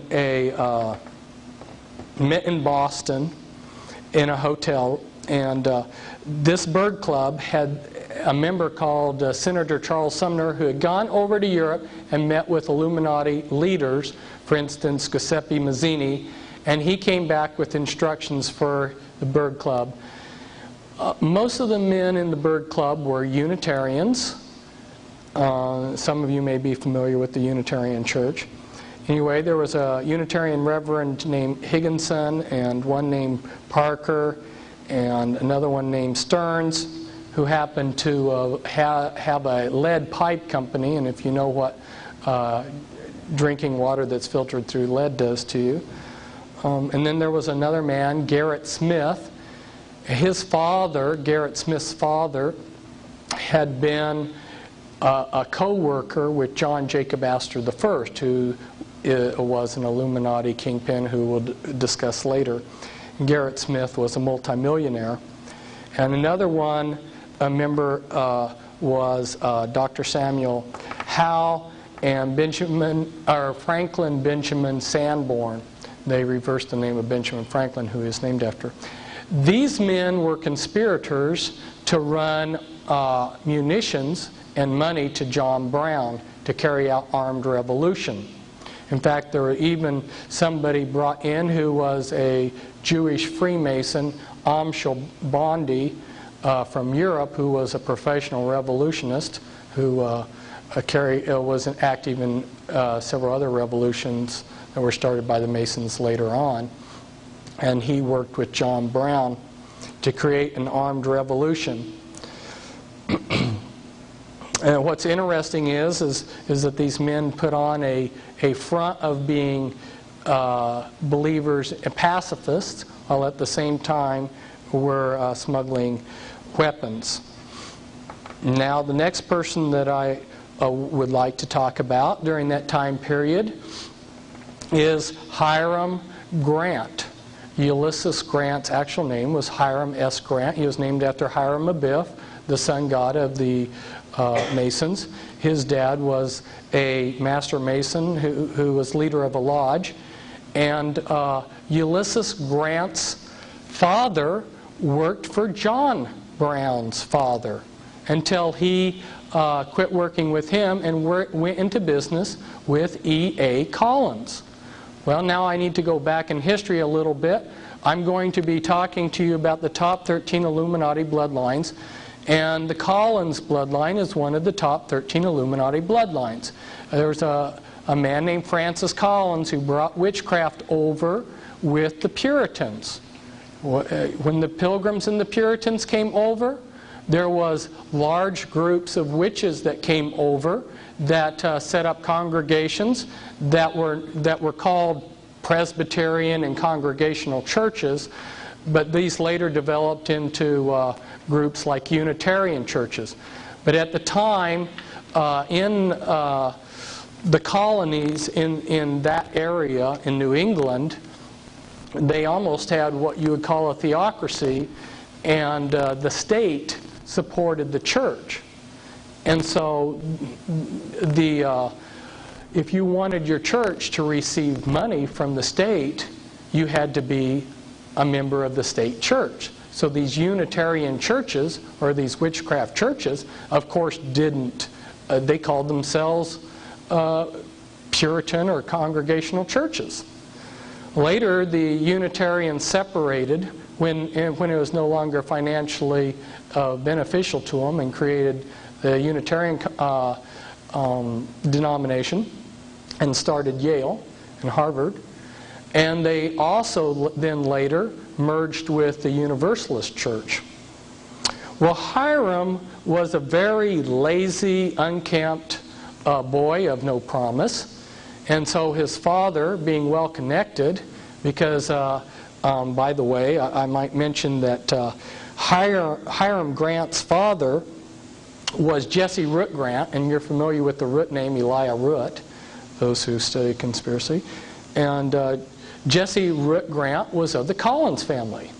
And being well connected, since Hiram showed no promise, they got him an appointment through their connections to West Point. When he got to West Point, they named him they gave him the name Ulysses after the Greek mythological character.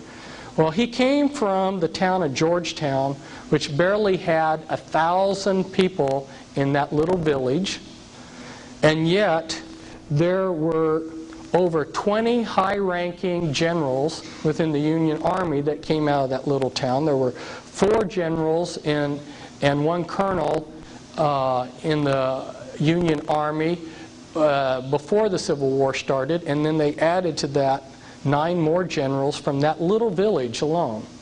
Had a lot of pull.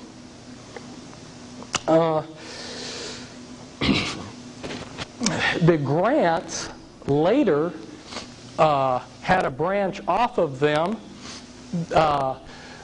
These bloodlines are like trees. They branch out in many different directions. The Grants later branched into the Wheelers, and my co-author on 2 of my books was someone who came out of the Illuminati, and she was under their mind control, and her father was a Wheeler. And her great uncle, in other words, this man here, General Earl Grant Wheeler, he was a descendant of Hiram Ulysses Grant. And you will not hear very much about Earl Wheeler, but Earl Wheeler was in charge of the U.S. forces during the Vietnam War. And underneath him, or working with him, was McNamara, who is also an Illuminati Satanist. But interestingly, the Vietnam War, which was created by the Illuminati to create a drug culture in the United States, had their man, Earl Wheeler, sitting there as the head of the Joint Chiefs of Staff, and his brother, who was named Ulysses Grant Wheeler, his brother's son, Leo Wheeler, was on the west coast of the United States, helping bring in the drugs from Vietnam. Now, Ulysses Grant, he entered the U.S. Army when the Civil War started on April 23rd, 1861. And on August 7th, 1864, he was made Commander-in-Chief of the entire Union forces. And then that was antedated back to May 17th, 1864. So what we see here is Ulysses Grant going from buck private to Commander-in-Chief of the entire Union forces in 3 years. Now, one of the branches of the Collins family that branched out before the 19th century started was the Todd family. And guess who married a Todd? Abraham Lincoln. He married into the Todd Collins family. And his wife had seances in the White House. Well, let's discuss a little bit more about General Grant. General Grant later became President of the United States, and on his cabinet he had 8 Masons. And he also had a man named Columbus Delano, I think, as his Secretary of State. Delano was an ancient elite family that goes back to the black nobility in Venice. And Franklin Delano Roosevelt is a descendant of his.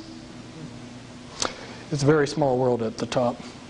And the Lee family is one of the top 13 Illuminati families. And there was a man named the Bismarck of the East. He was the chief military man in Asia at the time that General Grant was president. His name was General Lee of the Lee Illuminati family, and he was best of friends with General Grant. And they visited each other.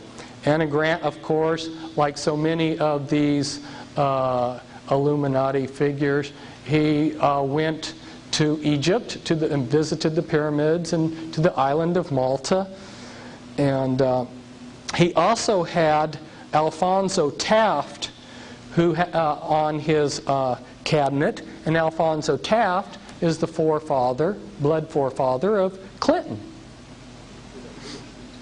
Now let's discuss Abraham Lincoln. Abraham Lincoln's mother, Nancy Hanks, was visiting a town called Lincolnton, North Carolina. And there was a branch of the Rothschild family, which is also one of the top 13 Illuminati bloodlines. And their branch had been branched off as the Springsteins, and then they had shortened it, I think, probably to cover their lineages, to Springs.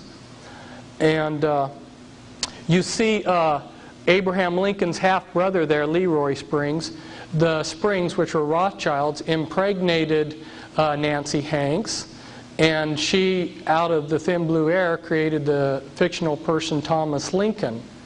And if you go to some of these encyclopedias, they'll say, we know nothing about Thomas Lincoln. Well, there's a good reason. He was created out of thin air, and the world order has been trying to manufacture evidence that the man lived because they try to cover up the tracks of all of this. But the fact is that there never was a Thomas Lincoln. Abraham Lincoln was a Rothschild, and the Rothschilds or the Illuminati was aware of who he was. Abraham Lincoln became one of the leaders of the Rosicrucians. He was one of the Order of the Lily, and one of the 3 men that ran the Rosicrucians in the United States at the time. So when he talks in his speeches about God and these other things, if you ever get around some of these Rosicrucians in Quakertown, you'll see that they use all the terms that Christians use, but they have different meanings to them. And let's take a look at Lincoln. For his cabinet, you'll find a whole lot of nefarious characters on his cabinet too. He had Salmon Chase. If you've ever heard of Chase Manhattan that the Rockefellers are associated with, well, that was named after Salmon Chase, who was Secretary of Treasury for Abraham Lincoln.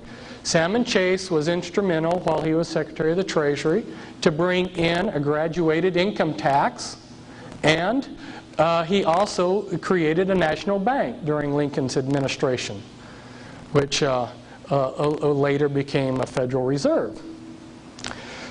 And just talking a little bit about how this all connects, you've heard of Shirley MacLaine. Well, she's of the Beatty family. Okay. Well, who was Lincoln's lawyer? When he was president, he had a lawyer who was named Bart Moore, and Bart Moore was of the Beatty Illuminati family. The cabinet of Abraham Lincoln was involved with a scam, involved with the Credit Mobilier, which ties back in with the Rothschilds and all these other people in Europe. Anyway, Lincoln's cabinet was caught in a scam where they were found to have cheated the taxpayers $23 million. Now, but our cabinets today are probably scamming worse.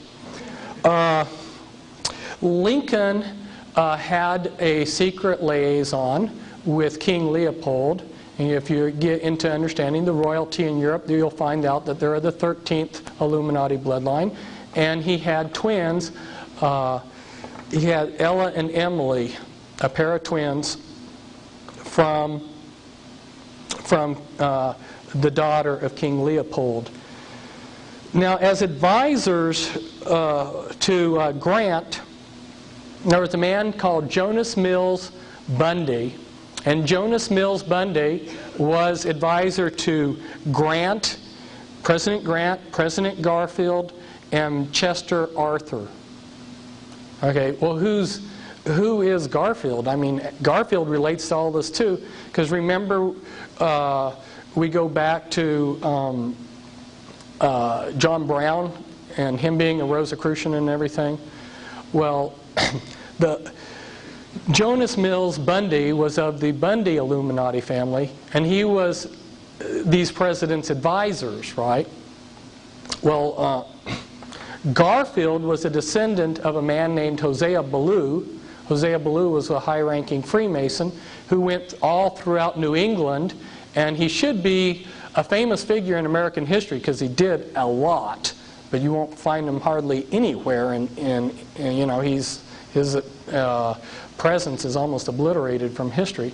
But Hosea Ballou created the Universalist churches that were so active in New England. And one of the churches he set up, Joseph Smith Sr., who was Joseph Smith Jr.'s father, was a member of. Now, Joseph Smith Jr. started the Mormon Church. Joseph Smith Jr. came from a powerful occult family that belonged to a secret witchcraft fraternity, and in the town that they were in, they were called the Fraternity of Rodsmen. But anyway, as a cover, or as a front, they joined the Universalist Church. So you're beginning to see that there's all kinds of connections between these people. And then, of course, in the Bundy family, you see McGeorge Bundy becoming an advisor later on to Kennedy and Johnson. And you see Harvey Bundy, who was a Chief Supreme Justice, or no, Harvey Bundy was chief of the Manhattan Project to create the atom bomb. So there you see the Bondi Illuminati family coming into this. So here are some of the people from this time period. Louis Cass-Payzur, he was a very powerful man during the Civil War time, but he's been obliterated from history. The Merovingians dynasty is the 13th bloodline, the Holy Bloodline, and you can read about it in the book Holy Blood, Holy Grail. And they believe that they're descendants of Christ, and they're also descendants of Lucifer, who, as they would say, are brothers.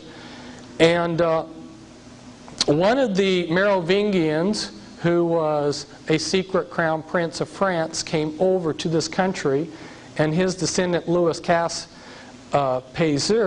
then hired Leroy Springs' father, A.A. Springs. A.A. Springs, Louis Payzur hired Leroy Springs, and Leroy Springs' father, A.A. Springs, was the father of Abraham Lincoln. So that's how that all ties in.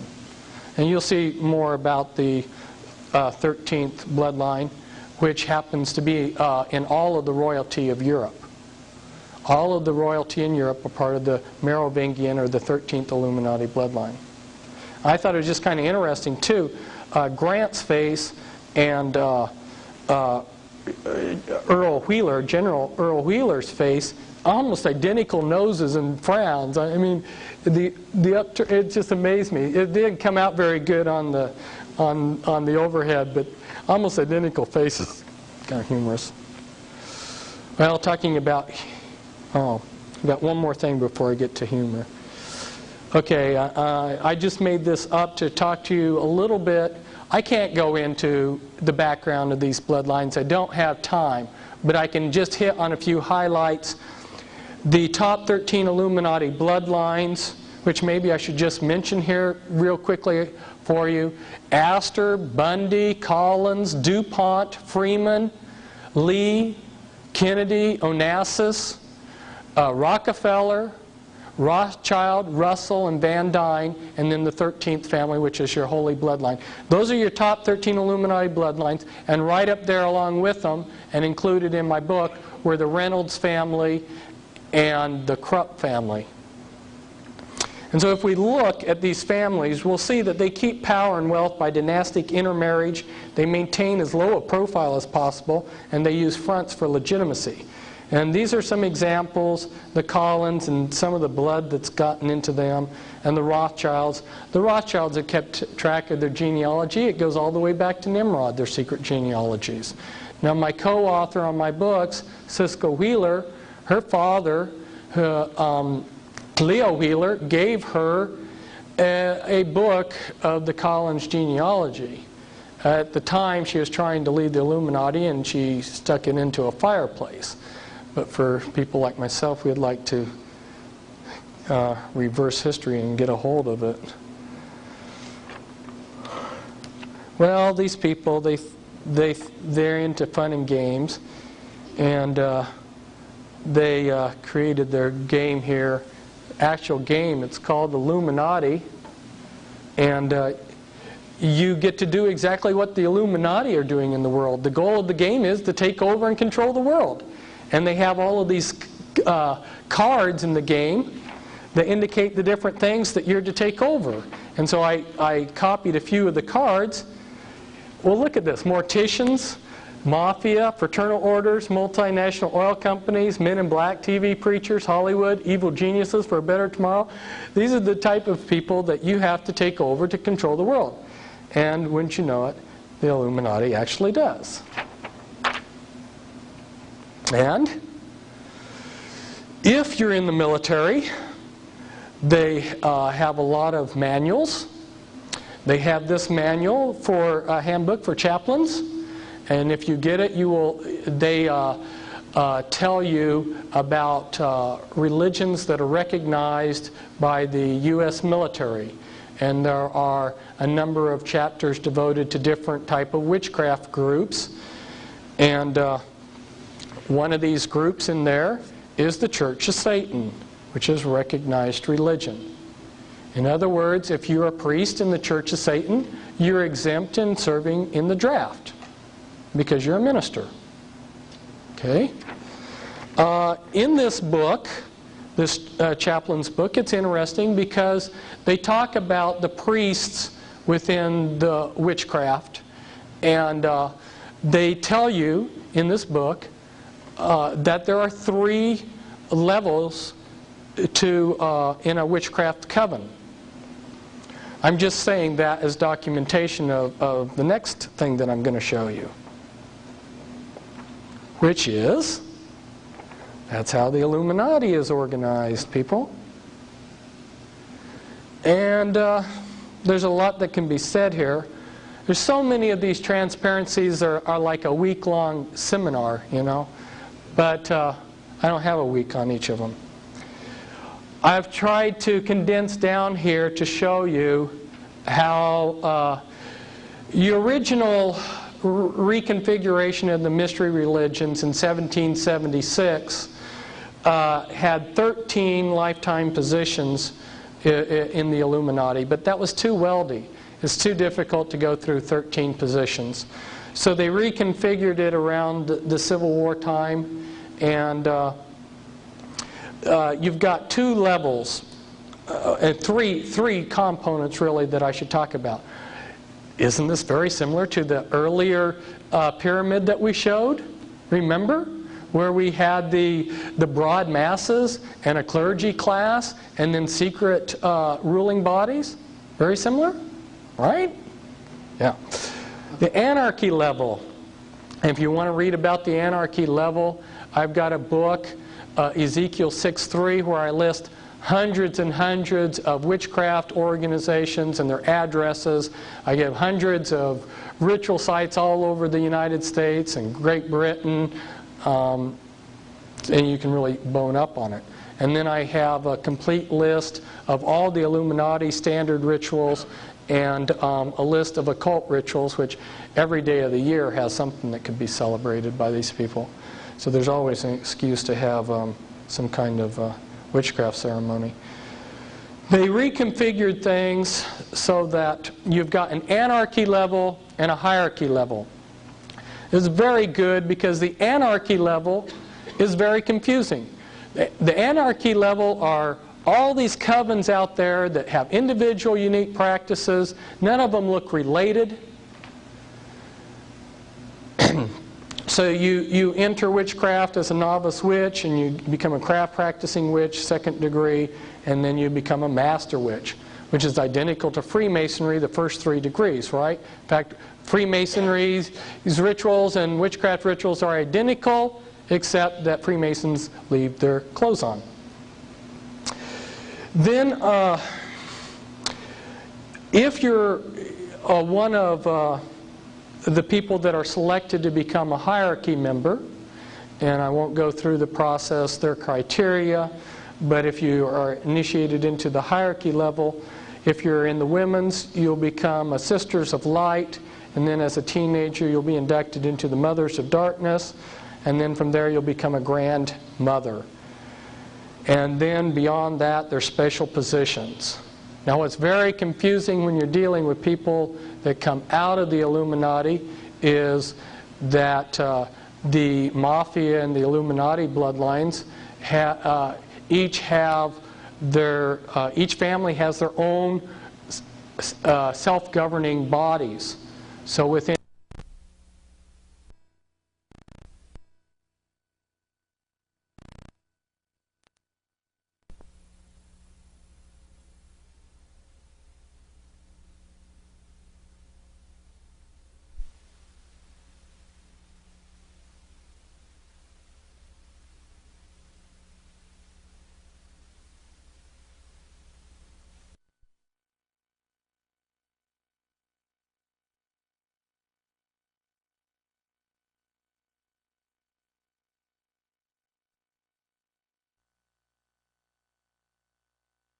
positions of power that they held. Above the standard 6 lifetime positions, you have your special committees. You've got your Council of 3, your Council of 5, Council of 7, Council of 9, Council of 13 or your Grand Druid Council. You've got your Committee of 300, your Committee of 500. They made a decision to go with 500 multinational corporations. Your Fortune 500 companies are equivalent to your Committee of 500. When I was trying to see how this related to your different orders that the Illuminati has set up, I watched the lives of some of these people, and although because they themselves, are keeping the secret, I couldn't come up to someone in the Order of Skull and Bones and ask them how it works. So I just studied their life and figured it out that way. And as I watched, I saw them go through basically about the same pattern as the system here, which first you'd be tapped to become a candidate in something like the Order of the Skull and Bones, which George Bush, by the way, is a member, as you know. And then your first position there is a knight. And then very soon, after your first year, you become a patriarch. And then from there you go into the leadership. Or if you watch some of these men, as they progress in life, see what I did was I said, well, I can't figure out what the levels are from looking outside in, but I can see chronologically how they advance. And chronologically, somebody's going to go up the ladder, right? You don't go down the ladder, you go up. So you just look chronologically at how these men are moving up, and you'll see that they'll join like the Council of Foreign Relations or the Royal Institute of International Affairs, and then from there they'll go to roundtable groups, and from there they'll go to the Pilgrim Society. Pilgrim Society is very seldom mentioned by conspiracy theorists. It's far more powerful than the Council of Foreign Relations. And this is showing you some of the other relationships with some of these other things. The Illuminati itself, they are what's called Gnostics. They believe in a Babylonian dualism, but under their structure, or incorporated into their structure, is the Satanic Brotherhood. And within the Brotherhood, you'll find a three-tiered thing again. You got your Black Brotherhood, the Red Brotherhood, and as you go up, your Great White Brotherhood. I've shown you the steps there for the OTO. The Illuminati works through a lot of organizations, and when you understand the mind control later on, you'll understand better. There's so much to tell you, and it's so hard to explain because it has to be explained in steps. But later, I may be able to explain to you how somebody in the Illuminati can operate at all of these different levels.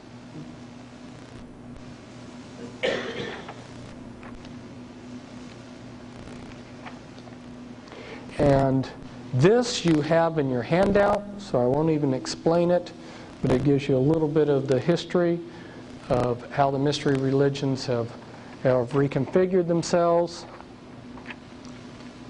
And this is a very important scripture. And upon her head was written, Mystery Babylon the Great, the mother of harlots and abominations of the earth. Babylon the Great is fallen, has become the habitation of devils, and the hold of every foul spirit, for all nations have drunk of the wine of the wrath of her fornication, and the kings of the earth have committed fornication with her. And the merchants of the earth are waxed rich through the abundance of her delicacies. Her sins have reached unto heaven, for no man buyeth their merchandise anymore, precious woods, ointments, slaves, and the souls of men. I know that the writer of this, the prophet, bounces back from second to third person as he writes this passage in Revelations 18, but I think you get the meaning here. And then he goes, Rejoice over her, prophets, for God hath avenged you on her. And the light of a candle shall shine no more at all in thee, for by thy sorceries were all nations deceived, and in her was found the blood of the prophets and of saints and of all that were slain upon the earth. Ladies and gentlemen, the most popular Protestant interpretation of this verse is that this is referring to the Catholic Church. The Catholic Church was not even in existence when most of the prophets in the Bible were slain. This is referring to the mystery religions of Babylon, not the Catholic Church. Okay? The Catholic Church is a daughter. See, what are we talking about? We're talking about the mother of all harlots. And all nations. So anybody who tries to tell you that this is a Jewish conspiracy or that this is, whatever they've got in mind, it's all-encompassing. It defies labels. About the best label I can find for it is satanic. In fact, this year we have in the Scottish Rites book, the Scottish Rite Journal. Here the author tells us, and the double eagle is one of the logos of Freemasonry. He says in this article, the Southern jurisdiction's double-headed eagle logo is just one variation of this powerful image which dates back to 3000 BC, and then as is enlarged here, as stated in Coyle's Masonic Encyclopedia and concurred by Mackey's Encyclopedia of Freemasonry, the double-headed eagle symbol first appeared about 3000 BC in the brickwork of Lagash, a city in Sumer in southern Babylonia between the Tigris and Euphrates River and near the modern city of Shatra in Iraq. Lagash was an ancient center of art, literature, military, and political power. And then these are just a few. There's many, many more countries around the world that have taken the double-headed eagle as their logo. We're talking about Babylon the Great. Now remember I talked to you about Nimrod being in the Rothschild's genealogy? Well, what Nimrod did was, remember we had Gnosticism come in. You can be saved by knowledge, and then they realized, but knowledge is power, so we can start getting ourselves a secret power base here. Well, then along came Nimrod, and his great innovation is let's make this church organized and let's unify it, because Nimrod was a great warrior. Let's take this church, organized religion, and match it to state power. And by combining state power with a religion, like you saw the Catholic Church during the Middle Ages, you have something very powerful. That is Nimrod's Babylonian system. And throughout the world you'll see, like here, Colombia, Turkey, Bolivia, Chile, Honduras, Italy, El Salvador, Scotland, Philippines, Israel, Paraguay, Germany, Mexico, France, they all have the double-headed eagle as their logo. And there's others too, like Canada. This I just threw up here to show you that in my writings, like in my Be Wise as Serpents books, I try to untangle the confusion that's out there. There are so many of these groups with similar names. You talk about the Knights of Malta. There's all kinds of groups with the name Knights of Malta. And then the Knights of Malta go by several different names, which some of these other groups also go by. So nobody who's out there that's exposing this world system, this conspiracy, has really untangled this for people. And there's a lot of confusion going on out there. And so in order to help people, I've done some of that, taken the trouble to try to unscramble it for people. This comes from the Talmud, and this was the foreword to the Talmud. And it says, when we come to the Babylonian Gemara, which is the Talmud, we are dealing with what most people understand when they speak or write of the Talmud. Its birthplace, Babylonia, was an autonomous Jewish center for a longer period than any other land, namely from soon after 586 before the Christian era to the year 1940 after the Christian era, 1626 years. So that was a Jewish center there in Iraq for all those years down through modern history. And over here it says a reliable English translation of the whole Babylonian Talmud has long been looked forward to by scholars. All the censored passages reappear in the text or the notes. You see, when the Jews were in the Babylonian captivity, the mystery religions created a daughter organization of priesthood, which were called the Pharisees. It was a mystery religion, and they had a front, and they had the esoteric front, which looked good, and then they practiced their satanic rituals in secret, and that came from Babylon. And of course, they, like the Illuminati, they had wanted to keep their tradition secret for years, but they finally had to write it down. But there were a lot of passages that were censored out of the text that the public was allowed to see. And what this is commenting on is finally they're coming up with a translation that's going to give more of what the full Talmudic text says. This is the Jewish Encyclopedia. The belief in the magic power of the letters of the Tetragrammaton and other names of the deity seems to have originated in Chaldea, same area of Babylon. Chaldean magic, whenever then the Theurgic goes under the name Sefer or Kabbalah Zephyrah, induced Babylonian rabbis of the 4th century to create a calf by magic. And here it says Gnosticism was Jewish in character long before it became Christian. And the whole dualistic system of good and evil powers, which goes back to Zoroastrianism and ultimately to old Chaldea, can be traced through the Gnosticism having influenced the cosmology of the ancient Kabbalah before it reached the medieval one.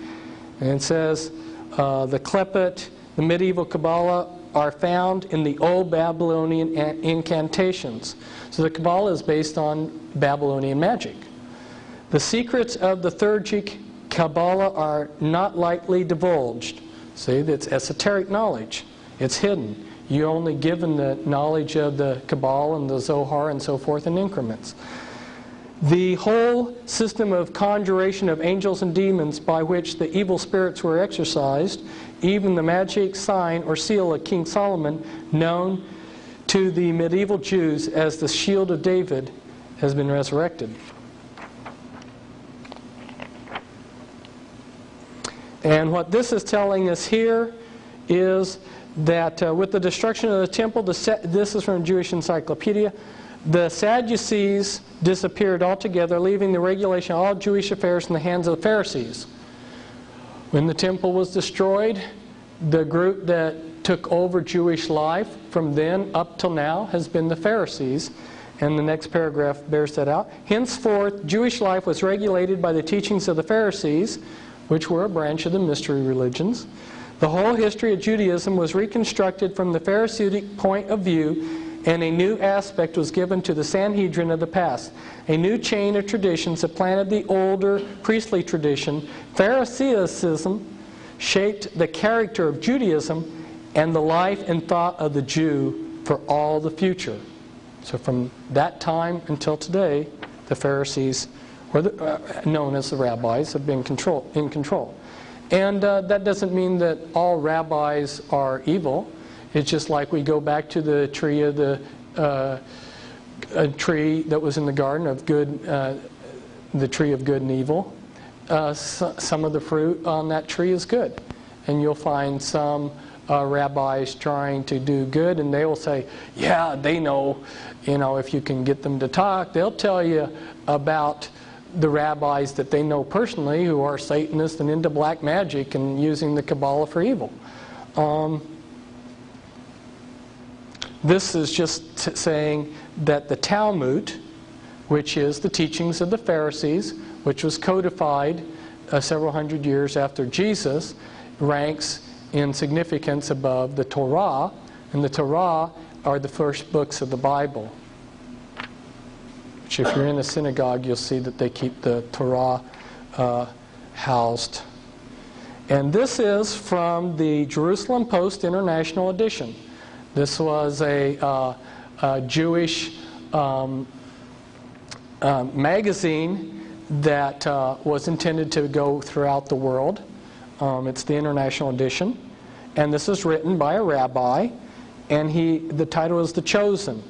He says, countering Maimonides, who was a Jewish rabbi, the great medieval sage Rabbi Yehuda Halevi claims that simply being born Jewish is in itself a segula, a sign of privilege and uniqueness. Rabbi Yehuda Halevi divides the world into 4 realms, from the inanimate to the vegetation to living creatures to human beings. But above everything, God created the Jewish people, His own nation, charged with a certain mission on earth. Therefore, each person born a Jew is endowed with a special inyan Elohai, where we get the word Elohim, God, godly element. God doesn't make their distinctiveness dependent on religious observance. In other words, if you're born Jewish, according to this rabbi, you're divine. And a sign that's very often seen, this comes from a Jewish magazine, and they're advertising amulets of protection for one's home or office. And you'll see over here the amulet, the hexagram, which the Rothschild family put outside of their home back in 17-something, during the 1700s. They had a red sign in front of their house with this amulet to protect their home. And from that sign, they got the name Rothschild, which means in German, red shield, or the red sign, the red hexagram amulet sign that they had in front of their house. Before that time, they were known as Bauer. And there are Bauers here in this country who are descendants of that Rothschild lineage. So it was just Amschel Bauer that changed his name to Rothschild. These people are great at changing their names and hiding their lineages.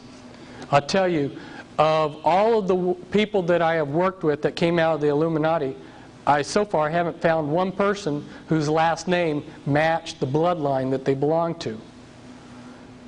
And if you know how many people are in power that have the last name, it really makes you wonder how prolific have these bloodlines been. You have to understand, if you're a multimillionaire and you can have 50 or 60 concubines out there having babies secretly and hiding all these lineages, you can have a lot of offspring. And they have the power to keep track of these genealogies. Again, going back to the Civil War, the Jesse James gang, you've heard of the James brothers. Well, the James were descendants of the Rothschilds. And Jesse James' father was a soldier in the Southern Army. He was the one who fired the first shot that started the Civil War at Fort Sumter. And Jesse James was a 33rd degree Freemason. And his father was in an occult organization that the Illuminati set up to create the Civil War, which was Order of the Golden Circle. See, it's a very small world at the top.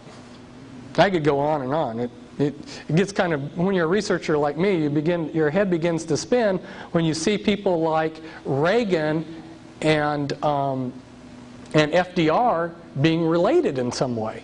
Now, how is Reagan and FDR related? FDR's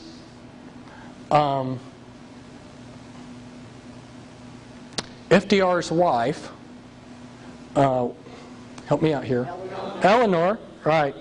She was best friends. Her best friend was Ronald Reagan's mother. You wouldn't have known that there were any connection between a Republican president and a Democratic one, would you? I told you I was going to give you the keys to understanding how the satanic conspiracy is operated in secret worldwide. Remember, we've got a hidden front. We have a front religion. Satanism always operates through fronts. So what did they do? They had an esoteric or a common religion for the common people. And they can worship sticks and stones and whatever they want, lizards or whatever they want to worship. And then the priesthood will worship something more intelligent, and then the people in the inner circle worship Satan. If you go all around the world, you'll see this is the key to uncovering satanic worship all around the world for all of history. The 5 interlocked concepts. All of these concepts are represented in the occult world around the world by snakes. The light bearer, gaining wisdom, the search for wisdom, sun worship, represented by snakes, the Kundalini force, and the regenerative principle, which is phallic worship. They're all represented by snakes, and they're all interchangeable for each other. If you go into certain Masonic rites, when they're talking about sex worship, they also believe that they're worshiping Lucifer when they're doing that. They're interchangeable. And I put this down here too because all around the world, in Babylon, ancient Babylon, in Switzerland, in India, in China, you'll see the caduceus used in the ancient world. That's a symbol for Gnostic dualism. Remember, the snake represents wisdom? Well, in the Illuminati, your good deeds must balance your bad deeds. So some of your greatest philanthropists are your greatest Satanists, because their good deeds must balance their bad deeds. Of course, their good deeds are usually self-fulfilling. One of the things that shocked me when I went in, and I had no axe to grind when I went in to understand how the world's run and who's in this conspiracy, I didn't care what I found, I just wanted to find the truth. I discovered that the Scottish element is just as strong as the Jewish element. It was rather shocking. And so I got this clan map of Scotland, and I highlighted some of the clans that you'll find members in the Illuminati. And here we've got the Mackenzies, who you'll find are very prominent in Freemasonry. And then you come over here and you'll find the Morgans and the Mackeys. Well, you've all heard of Morgan Guarantee Bank. And you come over here to the Sinclairs. The Sinclairs are Merovingians. They're of the top 13 Illuminati bloodline, and they were given a hereditary position to rule Freemasonry. And then you come down here, you got the Murrays and the Sutherlands, and they're very prominent in Freemasonry. And then here's the Mackenzies again, and the McDonalds. You'll find the McDonalds are a prominent Illuminati family, and like Bilderbergers and people like that. And you come down here, more of the clan.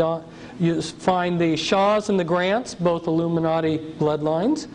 Douglases, Stewarts. Some of the Stewarts are in the Illuminati and good friends with the Rockefellers. Let's see, you've got the Clan Donald here. You've got the Kennedys down here. That's one of the top 13 Illuminati bloodlines. You've got the Campbells. The Campbells, another Illuminati Masonic thing. Cameron, that's one of the primary early programmers for the Illuminati was Ewan Cameron. He was Scottish, came over from Scotland. In fact, he would call his patients Lassie. And there's some others there. It's kind of hard to see, but you got the idea. That was a shocking thing for me to find out that the Scottish participation in this is so powerful. And I began to realize why they called it the Scottish Rite. And if you look at the Ku Klux Klan, it's based on Scottish Celtism. And it was created by several different Celtic secret societies, which I don't have time to go into. The Illuminati also helped them out. Now, a lot of people don't believe that there's such a thing as satanic ritual abuse, so I pulled this one out. It's in a museum. In the Illuminati, you're constantly having to make oaths to Satan, and you sign them in your own blood. This is a document, and it's in French, and the oath goes to Satan, to give you my body and soul, my life is holding it from you, having dedicated it forever without any will to repent. And this is one of the most secret buildings that the Illuminati has in the world. And I'm now going on tour to expose it. Happens to be in this little town of Muno, near the Belgium-French border. It's the Mother of Darkness Castle. Inside this castle, which has big doors, and you can't see it, this is just the entrance. This is just the gate, and then you go down a road to get to the castle. Okay. At the castle, you'll come to big doors, and once you go in it, there's a cathedral inside the castle, and then there's these big slate gray floor, and in the ceiling of the cathedral are 1,000 points of light. Now you know when Clinton says 1,000 points of light, or Bush, what he's referring to. It's this Mother of Darkness castle. Okay. Down in the basement, underneath the first floor, there's a secret floor that's down, which only special people are going to get down into it. Down there are rituals held every day. They bring in infants. Infants are pure and innocent.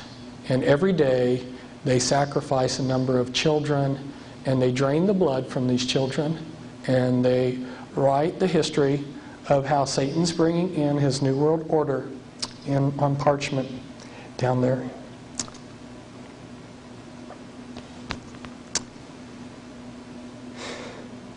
For those of you who have studied Holy Blood, Holy Grail, and know something about the Merovingians, you'll find out that one of the secret organizations that they created in the last century was named after this monastery here. The Priory of Zion was set up by the 13th bloodline to protect their bloodline so that they can bring in their Antichrist, because they believe that they're descendants, blood descendants of Christ in the house of David. And one of their primary stomping grounds was this little area here. Just outside of Muno is this castle, Chateau Amorois or something. It means the Castle of Kings, which is kind of misleading because only mothers of darkness, only women go in there. Very seldom do men go into this castle. They do their Kabbalistic path workings there in this castle. They'll fly mothers of darkness from all over the world for high-level rituals there. But anyway, just about 4 miles away, the scale here is very small. So there's only 4 or 5 miles here between. This is Abbaye d'Orval right here, and there was a King Dagobert the Fourth, who was killed. He was one of the last great Merovingians, and you'll see a skull in a little bit. And he was killed near here, in this area, hunting. And then the Merovingian dynasty, after he was killed, sort of went into hiding. The Catholic Church for a while tried to subvert it, and Dagobert I has been eliminated. Am I getting it correct? Is it the third or the fourth? Anyway, what's interesting is if you look in the lineages of the kings, that number is left out in European history. And as you get kings, you go 1, 2, 3, 4. So if the third one or is missing, something wrong with history. But they tried to erase him out of history. The Catholic Church did, because the Catholic Church at that time was in competition with this Illuminati bloodline. This monastery here is where Peter the Hermit set out And the Merovingian dynasty created the Crusades because they were the house of David. They weren't real Christians. They were actually a witchcraft, Kabbalistic practicing lineage that wanted to regain possession of Jerusalem and the treasure in Jerusalem. And they sent out Peter the hermit from this monastery, and he was a dynamic monk who preached all over Europe and got the Crusades started.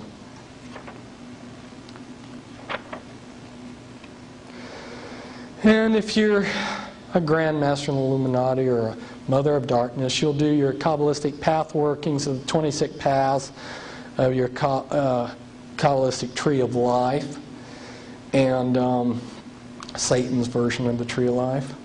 You'll go through your 13 paths of immortality, which imitate the disciples. And the final one is the Holy Grail, where you end up committing what's called vampirism, where you end up becoming addicted to blood because during the rituals, the people that are killed are in a high state of excitement, and there's a substance which is secreted into the blood which makes a person excited, like adrenaline. And when you drink blood of people that have been ritually killed, it gives you a high, and you become addicted to that high, which is why Al Gore carries a suitcase full of vials of blood. But anyway, if you're in Illuminati Adept, you'll be trained in these various things. It's very eclectic. As Christians, we think of, this denomination, that denomination, and if I'm Baptist, I wouldn't go to a Presbyterian church or something. In the mystery religions, anything that's esoteric and magic, they learn. They want to know it all. So going back to the elements of the world system, and I told you I was going to show you some of how those elements are controlled, and those elements then in turn control the entire global system. The first real scientific political scientist, so to speak, the father of political science, Machiavelli, who wrote The Prince in circa 1515. I'm just read a couple of these to give you an idea. And as people who have been to West Point, probably, I'm probably at his time when he was at West Point, they did the same thing. This was required reading for us. Sample of Machiavellian advice to political rulers. Rulers should defend powerful neighbor countries and weaken the stronger neighbor countries. By setting up protectorates and weakening the strong, a successful divide and conquer strategy is achieved. A ruler must not mind incurring the charge of cruelty for the purpose of keeping his subjects united and faithful, for except for a few exceptions, he will be more merciful than those who, for excess of tenderness, allow disorders to arise which injure the whole community. Men have less scruples in offending one who makes himself loved than one who makes himself feared. Love is broken whenever it serves selfish men's purposes, but fear is maintained by a dread of punishment which never fails. Still, a ruler should make himself feared in such a way that if he does not gain love, then he at any rate avoids hatred. So the Satan inspired, when you read The Prince, I can see nothing but Satan inspiring the work as to how to create political science in order to scientifically control the world. Oop, long stack. And so, here's how they do it. In the United States, here's the political process.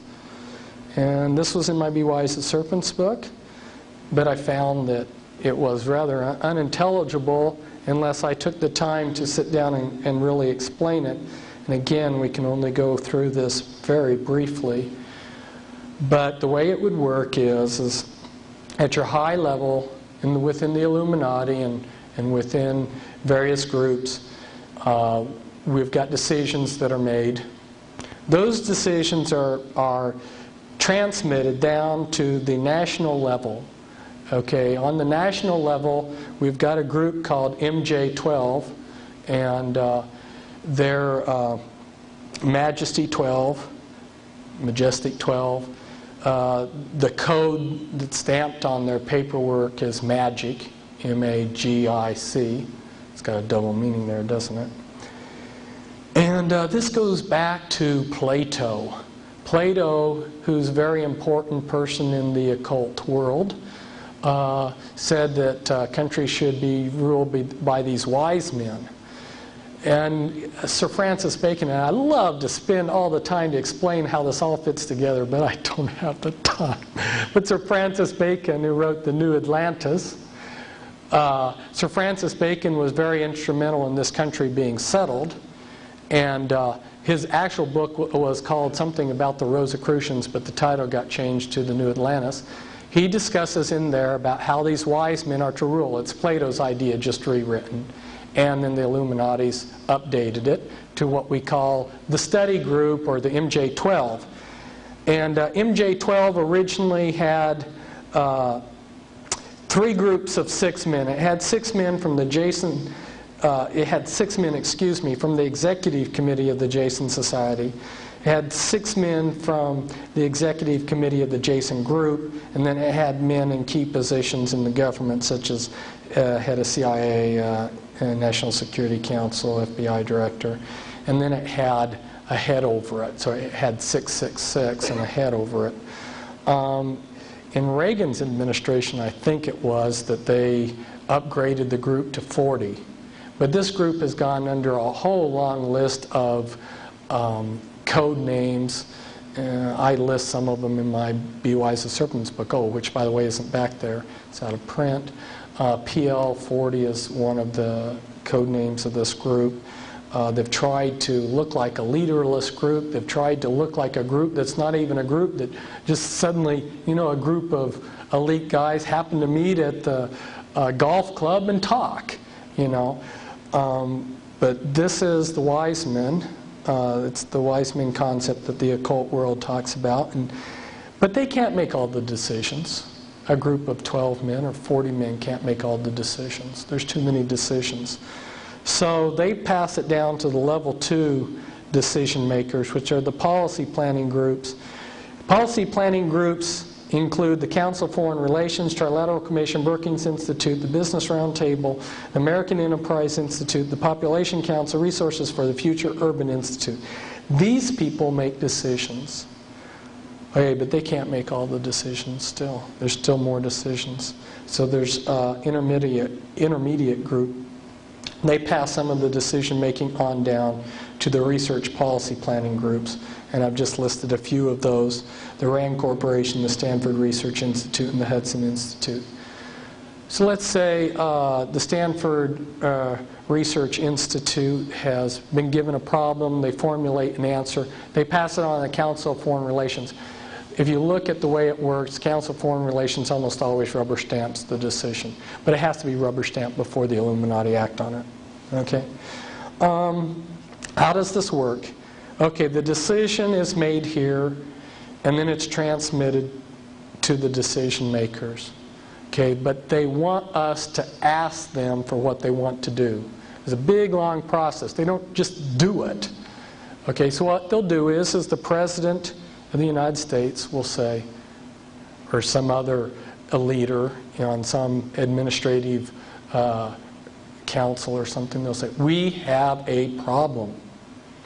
We need to get answers. We're going to create this research project or this research group to research this project. So then this group starts with all kinds of millions of dollars of funding, and they research for 10 years, and they come up with piles of research that researchers even like myself aren't going to wade through with their final conclusion, which, by the way, happens to be what the decision was made years before anyway. So then the newspapers, which are controlled by them, these are your opinion makers, who intelligence agencies, national news media, and government councils, they'll start broadcasting what this decision was. These people studied this problem, and this is the best advice. This is the answer. So, and then they'll even get a few of their people, their lackeys, that make it look like the grassroots are in favor of this. So the newspapers are promoting it, a few people in the grassroots are promoting it, and they pass the legislation and it becomes law. And if people don't want to go along with the plan, they always have their covert enforcers. They have all kinds of people in all different kinds of locations to pull the strings, that if there's rough edges, they smooth it out. And this is behind the scenes. The Illuminati have their area boards set up all over the country. They set up, they divided the country into 10 area boards, which are approximately 13 state area per area board. Or I take that back. There are 4 areas of 13, and those areas then are broken up into area boards. Now, what is an area board? In this area, you will have the leaders of occult groups that are part of the, definitely directly part of the Illuminati system. They will be allowed to send representatives to the secret area board. There isn't a fixed number of people. And when they have their area board meetings, they will coordinate their activities of these different occult groups. This is why you looked over in Japan and you saw the Church of Scientology, I believe, that sent recruits over to that radical Japanese group that was doing all of the chemical bombings in the tunnels and everything. See, they swap members back and forth. If they need to shift members to a new group, they do it, you know. This is how they coordinate their activities on the occult area boards. So when they wanted to create federal regions, guess what model they used? They just created the federal regions in the approximate locations that their occult area boards were already operating in.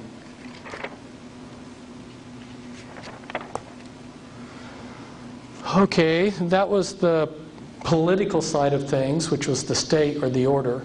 And if we go in and look at the financial element in the world system, how is that controlled? This was a page, and they've tried to keep this very secret. This information is not out there in very many places. Wasn't out there, but fortunately we have it. They created fractional reserve banking, the Federal Reserve System, and the stockholders of the Federal Reserve System are listed here in this listing. And if you can see some of the names there, you'll see Morgan, Rockefeller, Pine, Reynolds, Warburg, all Illuminati families there, Hummel, and these people own the stock of the Federal Reserve. When the IRS collects our taxes, the first check that they write out is sent to the Federal Reserve to pay the Federal Reserve, which is a private corporation, for the use of their money. And that check is billions of dollars. It's a huge check. So I can't remember now the figure off the top of my head what it is we pay in interest for the privilege to use the Federal Reserve's money. This is just like Federal Express. Federal Express is not part of the government. It's owned by the Rothschilds.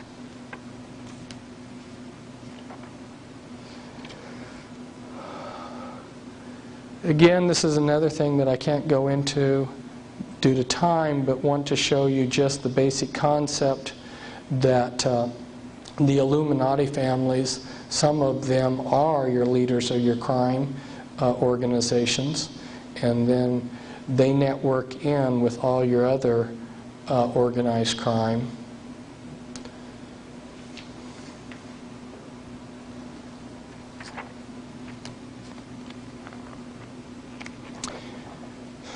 Remember, we talked about health and markets and things like this. This is some parts of the Illuminati control over the world's grains and food. Societe Generale, holding company that was set up by the elite. They use a lot of holding companies. One of the ways that they discovered to keep your business coordinated, let's say you have 5 sons, you place each one of those sons into a different business, and then each of those businesses are controlled by a holding company.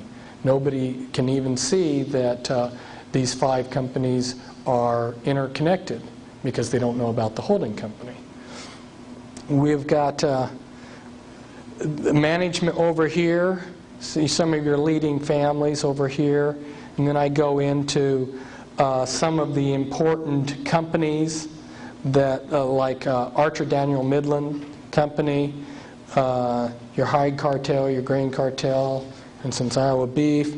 And then you've got your enforcement, your government enforcement groups, like the USDA, which if you're not a company within the cartel, they can use the laws to destroy you. And then the manipulation, like the weather, which is, again, another vast subject. But this is maybe a poor representation of the way they're controlling weather. There's not a whole lot of proof here on a vast subject, but I just grabbed something real quickly. Zbigniew Brzezinski, who happens to be somebody who's one of the controllers of slaves within Monarch Project that we'll talk about later, he talks about how weather manipulation can be employed as a weapon in his book, Between Two Ages.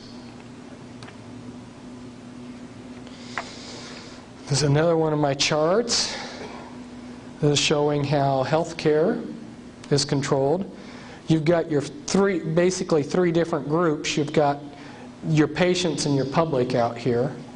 And they're controlled because the resources that people have and your knowledge and the available care are all carefully controlled.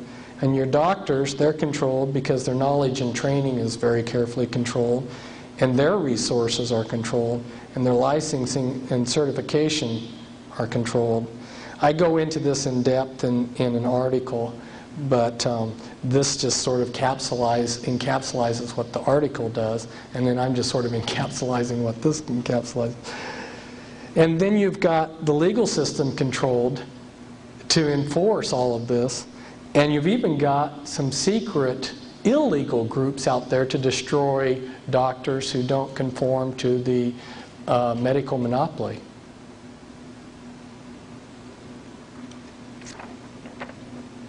Very powerful. This is Illuminati control, Illuminati mob control of Hollywood. You got your mafia and Illuminati councils. One of your main groups there for control was Music Corporation of America, which controlled the American film industry and had a monopoly. And they got a monopoly because they made a sweetheart deal with the unions. And under Ronald Reagan, he cut a deal with MCA, a secret sweetheart deal with the Screen Actors Guild. And the American Federation of Musicians, too, cut a special deal so that the non-Illuminati competition got cut out. And then I mentioned here, down here as an example, your Rat Pack, which are... you probably, if you followed Hollywood and actors, you've seen who the Rat Pack is: Dean Martin, Frank Sinatra, Sammy Davis Jr., Peter Lawford, and Joy Bishop. These are men that are connected with Satanism and the mob and mind control.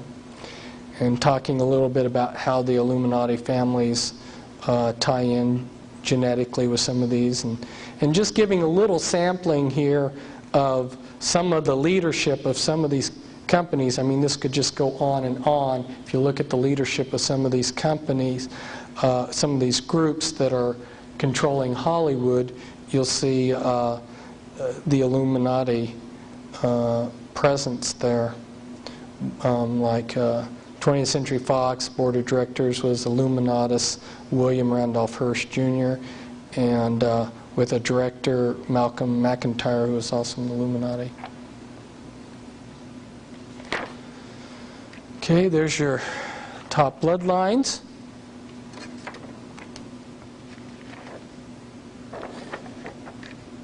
This was Joseph Smith Jr. He was Joseph Smith Jr. and all of the leadership of the LDS Church in Salt Lake City and the RLDS Church have all been of one bloodline. In fact, their present leader, Gordon B. Hinckley, I believe is a Merovingian descendant through Nathaniel Hinckley. And that goes back to the Plantagenet family, who were Merovingians. Joseph Smith Jr., these were his magic amulets that he carried. This was a pouch that he had for his magic parchment. This was a serpent's cane, or a staff that he had, a ritual staff that Joseph Smith had. And this was his ritual athema that he had, and the ritual inscription on it. Joseph Smith Jr. created a high rite of Freemasonry. And he got some of the Freemasons upset in his area, and they murdered him. This is a seer stone, a magic seer stone that Joseph Smith Jr. had, and another pair of magic parchments that Joseph Smith used that were his, that were passed down generationally. And this is Brigham Young with his Masonic pin there. And these people are the Merovingian dynasty and the tribe of Dan. You'll find out that when the Mormons got started, they created a secret group called the Danites, which were assassins to keep their opponents, or kill their opponents. And here's Dagobert's skull, and it's preserved in a convent.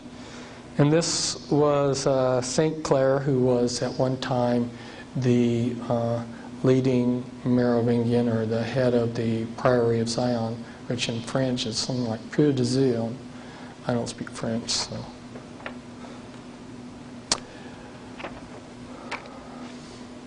There's Charles Taze Russell, who was a Knights Templar.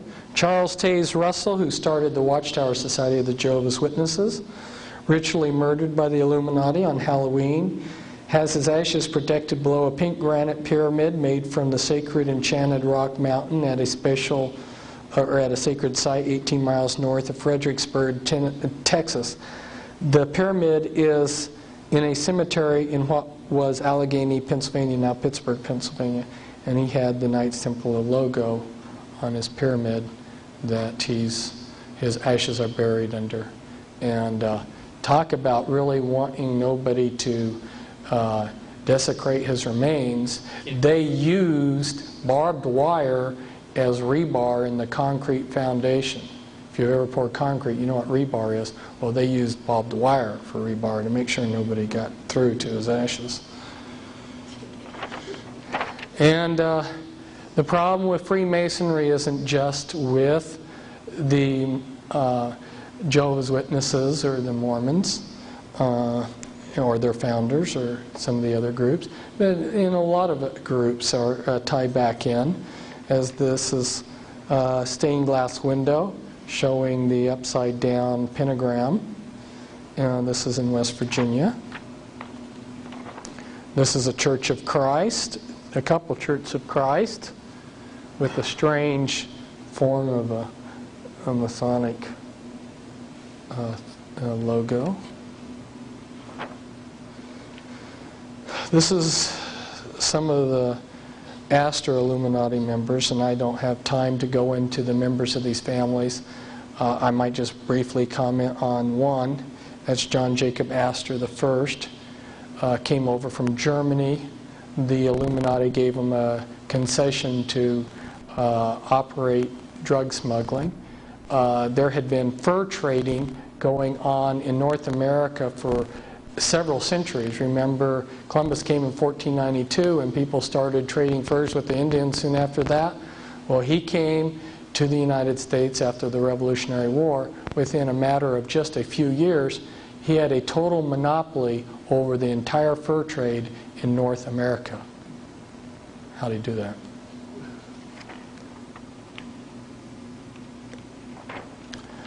This is a DuPont Illuminati, representing the DuPont Illuminati bloodline. You recently had one of them in the news, but for the sake of time, maybe I'll just make a little comment about them. The DuPonts have been part of the military establishment. They have produced the gunpowder for the United States since before the War of 1812. They have made millions of dollars every war that we've fought, and they are also major producers of chemicals. There isn't any day that you go through life where you don't use materials that aren't. Every day of your life you're touching materials that their companies have made. It's that extensive, their contributions to our lives. This is a Freeman Illuminati family. Gaylord Freeman, he was at one time the head of the Priory of Zion, the 13th Illuminati bloodline. He was an advisor to 2 presidents. And Roger A. Freeman was also advisor to 2 other Freemans. Also advisor to 2 other presidents. And then this is a picture of one of the Freemans that's in the Skull and Bones order, which is just one of the many groups that the Illuminati have set up in many of the college campuses as an entry point into the Illuminati. This is the Kennedy Illuminati bloodline. Kennedy, as so many of these occultists, made his pilgrimage to the Great Pyramid.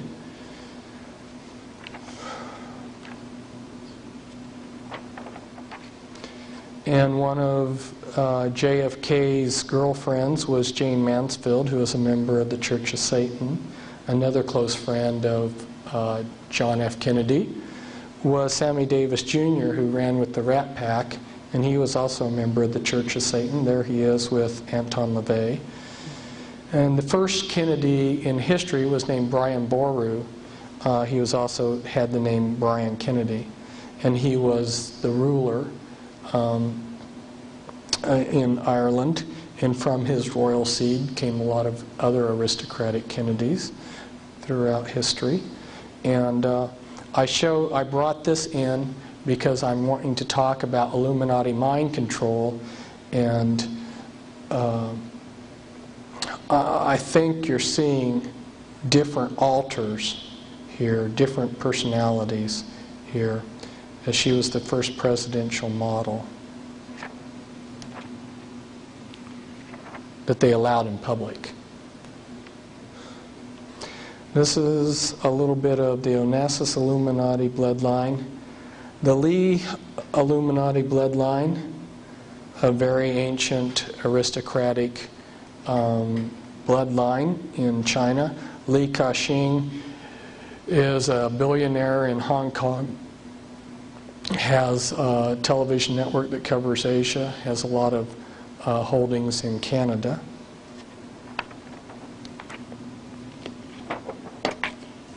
Rockefeller Illuminati bloodline.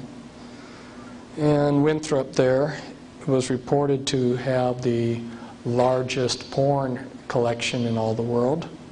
He was gay and homosexual, and is one of the big money bags behind Clinton, besides Pamela Harriman. And this is, you can pronounce his name Guy de Rothschild or Guy de Rothschild, if you want a more French pronunciation, Guido. I believe that from working with high-level Illuminati people, that he is either the father of the Antichrist or the father of the Antichrist, John the Baptist. And this is one of his homes, his son David. And yes, he is alive today. These are just some odds and ends of the Illuminati. That's Hitler's grandmother. She was a maid in Vienna for the Rothschilds and was impregnated by them. Hitler's father was paid money to change his name from Schicklgruber to Hitler, which had an effect of hiding Hitler's lineage. Hitler was a Rothschild. And That's Marquis de Lafayette. Remember I talked to you about the Scottish connection.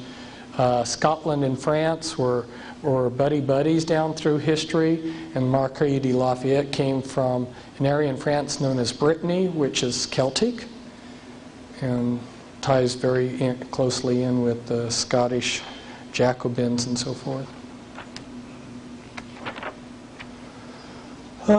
Russell Illuminati members. There's our much beloved president doing a hypnotic induction of slaves with the sign of Satan. And this is Bertrand Russell. The Russells were an aristocratic family in England.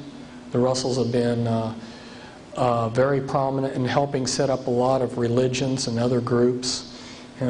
William Huntington Russell and Samuel Russell were involved with drug trades and setting up the Order of the Skull and Bones, which was created, by the way, at Yale, Yale being a Unitarian college that already had Illuminati secret societies at it before Yale came. Well, it's very hard for people to see that there's a conspiracy because everything's so broken down on our level into tiny pieces. So I thought if I went in reverse, it might help people see how all of these fragments connect into the whole. You've got different Illuminati goals that are set, and then those goals are broken down into further goals, and then they take all of their different groups throughout the world system and have them participate in different ways. So like, let's say the objective is Illuminati authority. Okay, A, know everything about people, Big Brother. So they've got 9 beast computers which are tracking all people. People are tracked from the cradle to the grave. The IRS, the Jesuits, and other people have a complete memberships of all types of churches on their computers. The LDS are compiling on computer the family histories of everyone alive. The Mormon Church has made it the primary duty of all Mormons to do genealogy work. And they have gone to every nation in the world, and even nations like Red China have allowed them to go in and photograph all of their records. And they have brought these records back, and you'll see where they keep them in a minute. And the task of assembling the backgrounds on everybody is so monumental that they're even secretly getting students in the public schools to participate in this work. Then you get your CIA, IRS, FBI, NSA records of all potential opponents to the New World Order. Got Social Security numbers and Social Insurance numbers to track all people. You've got banks and crediting keeping track of people. You know, when you're making a transaction on your ATM in a few seconds, it's recorded in the beast computer. And then you've got your 911 numbers. And they have detailed information on people in the 911 system. This is a good example to show you how different components work. The Grange, which is a fraternal organization for rural areas, it looks rather innocuous. It doesn't look very harmful, but you look at their logo and it's kind of interesting. It's the Illuminati all-seeing eye. And when the Illuminati wanted to keep track of people, what they did was they called on a favor, and of course the Grange was set up by Freemasons. That shouldn't surprise you. They're sort of the glue that hold this all together, the Freemasons. And the Grange was this good rural group, fraternal group, that did the legwork to get the 911 system brought in. Well, no one would see a conspiracy taking place with all these different little groups, and that may be the only thing that they used the Grange for quite a few years.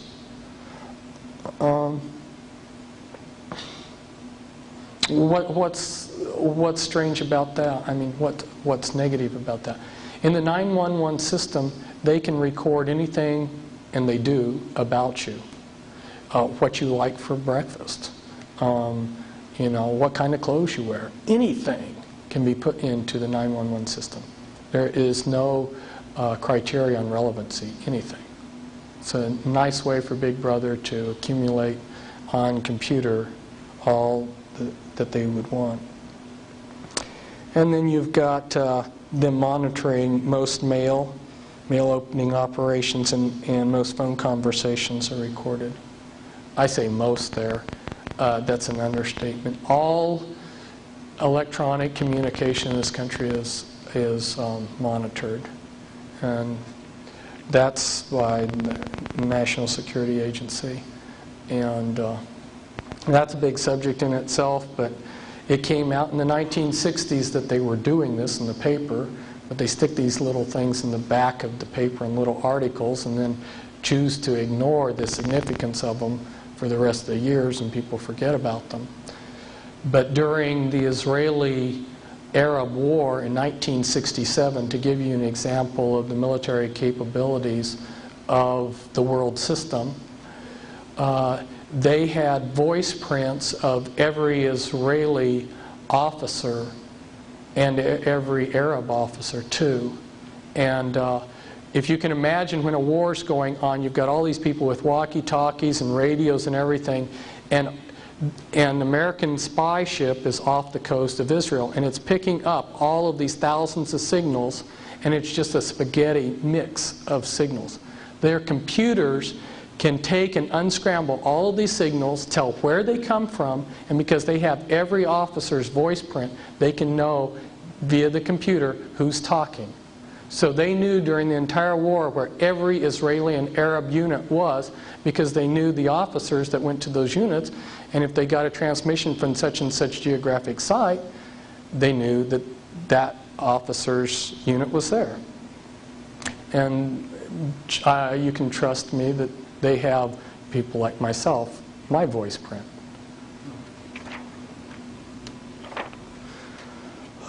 This is where the Mormons store the genealogical records of the world. I wonder what else is down in this big thing. It's under a granite mountain that can survive any kind of nuclear holocaust imaginable. What else does the Illuminati have down there? These I'm just going to flash up real quickly. A couple more Illuminati objectives that I've broken down for people. These were in my Be Wise as Serpents book. Illuminati have had plans, and they have several organizations which may, in the end, I may discover are all the same thing. And they've printed a lot of these plans. So you've had these books coming out over the years that have revealed to us a lot of what they're going to do. And you go in and you read H.G. Wells' books like The Open Conspiracy and The New World Order, The World Order and The Modern Utopia, and he describes to a T a lot of the things that are happening. In fact, they made a movie of one of his books. He wrote a book, The Shape of Things to Come, and they made a movie of it, and it showed that in the future, the New World Order, and they call it the New World Order, bombed Iraq with fleets of sort of delta wing type planes. Well, what did we see during the Gulf War? Exactly what he predicted back in 1938, exactly to a T. And I'll show you in the movie somewhere when we get to it.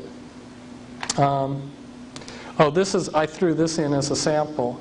You read through these people's stuff and it'll blow you away, because here in Manly P. Hall back in 1972, and then you go back and look at what Jefferson was writing. Thomas Jefferson was one of the Illuminati. And then you look at Clymer's fundamental laws back in 1916, and they're predicting NAFTA. Clymer was saying that the capstone would be placed on the Illuminati pyramid when Mexico, United States, and Canada peacefully merged. And they had to be peacefully merged because there was an occult significance to that.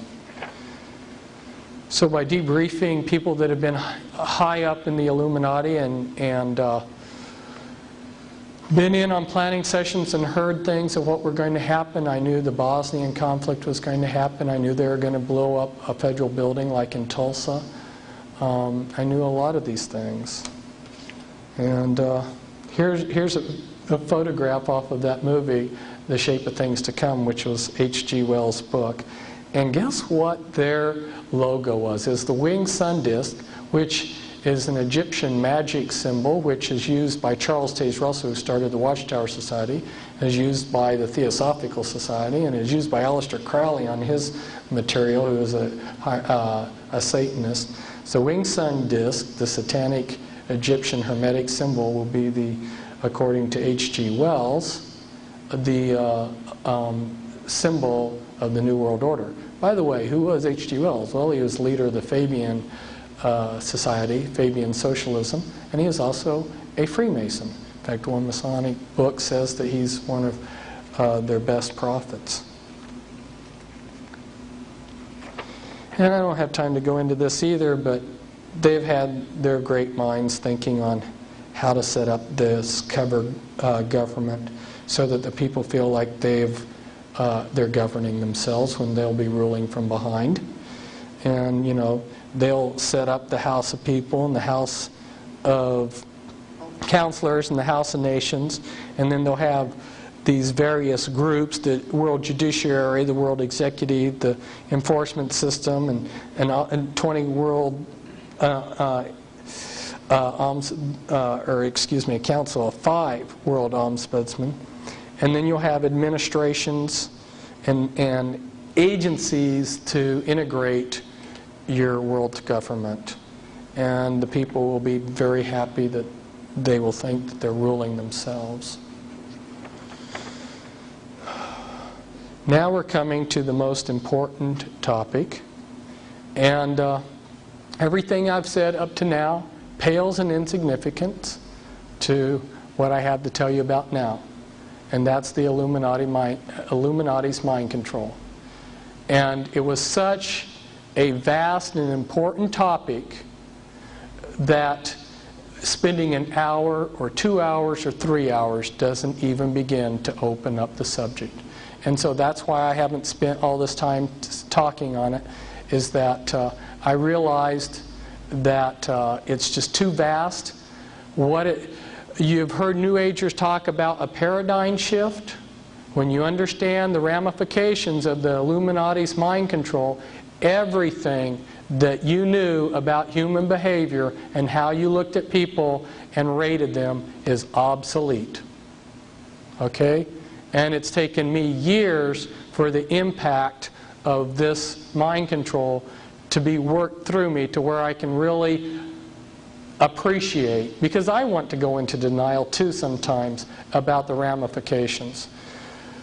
This is from the New York Times, and what this is talking about is back in September 2nd, 1977, Admiral Stansfield Turner, who was director of the CIA, went before a Senate committee that was investigating things, and he admitted, yes, the CIA has been conducting mind control on countless numbers of innocent victims, and it was being done without their consent. And he even explained some of how it was being done. Yes, hypnosis and drugs and electric shock. And he even talked some about how extensive it was. There was 80 important American institutions that were involved in this. 40 medical colleges, all these universities, yes, they were all cooperating with the CIA in this mind control.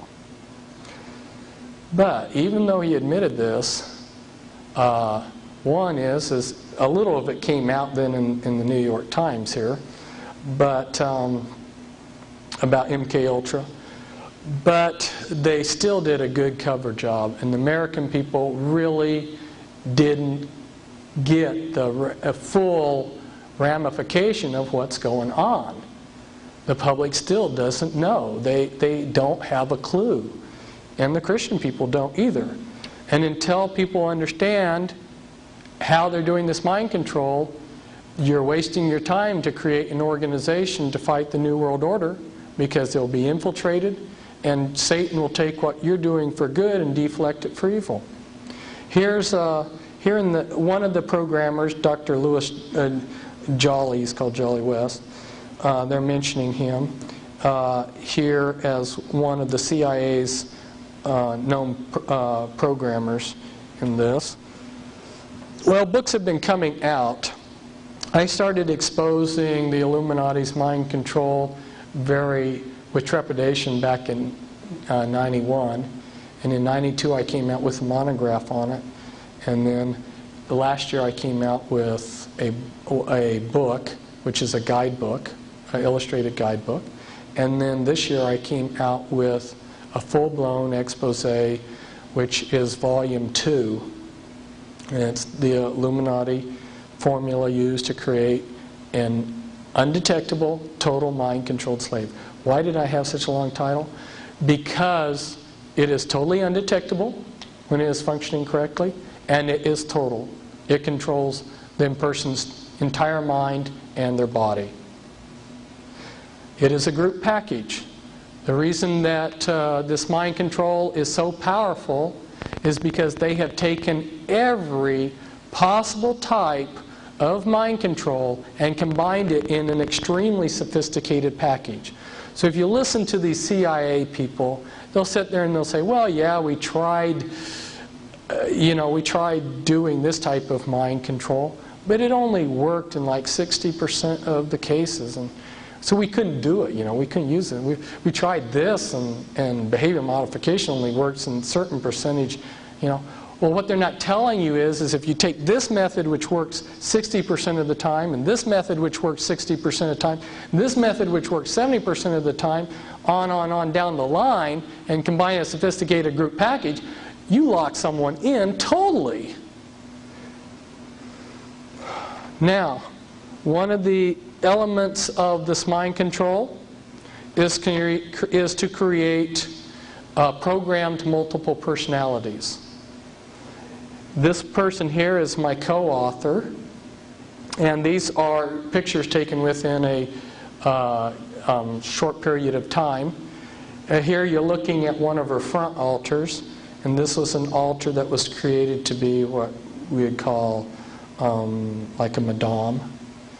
And this is one of the sexual altars that shows the abuse, a squinting eye. An altar is an altar personality. We'll explain that a little bit later. And then this is a very talented sexual altar. She likes this picture because it's got a mirror image. They use a lot of mirror images in the programming. And she was programmed to see herself as a cat. There's a lot of dehumanization done in the monarch programming. What they do is they work off of the principle that the mind is a supercomputer. You've heard that analogy made before. And just like what they had to do to make computers worthwhile, they had to learn how to section off memory so that it can't be touched. Like when you reboot your computer, it's being rebooted by memory that you can't touch. Well, the way to do that with the mind is amnesia walls. The Illuminati learned, the mystery religions learned centuries ago that through trauma, the mind will protect itself from that trauma by building an amnesia wall around it. In war, it's called post-traumatic stress syndrome. And if you have a soldier that, like let's say his buddy is blown to bits right in front of him, he may totally black out that part of his if you put a timeline, well then that particular event in time has amnesia walls around it. Okay, so through the most horrendous traumas that they can imagine, because the worse the trauma, the better it works, right? The better the amnesia wall. So through a horrendous series of traumas, they shatter these people's minds up with amnesia walls, and then they know how to go in and find those little pieces of the mind, and then they build upon those pieces. They build whatever they want, because those little pieces of the mind don't know anything except what they're shown. They only hold the body when their hypnotic cue to pull them to the front is given, unless they're a front altar. So they will break a person's mind. A common Illuminati model might have like 10,000 personalities. A horrendous amount of torture. An unbelievable amount of torture their entire lives. And Ronald Reagan, who people think of as a good guy, he had his share of monarch slaves to service him. The type of things that they use monarch slaves for. He felt like, as President of the United States, it was below his dignity to get up and go to the restroom. He used a monarch slave as a urinal in the evenings. That's just giving you a little clue as as to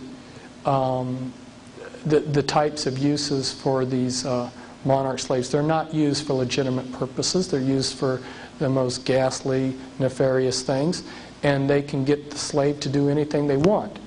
Now, what's been going on hasn't been kept totally secret, but when people like myself started exposing it, they came back with a really vicious counterattack. It's the False Memory Syndrome Foundation, headquartered out of Philadelphia. I know these people. They're abusers themselves, pedophiles, and programmed people themselves.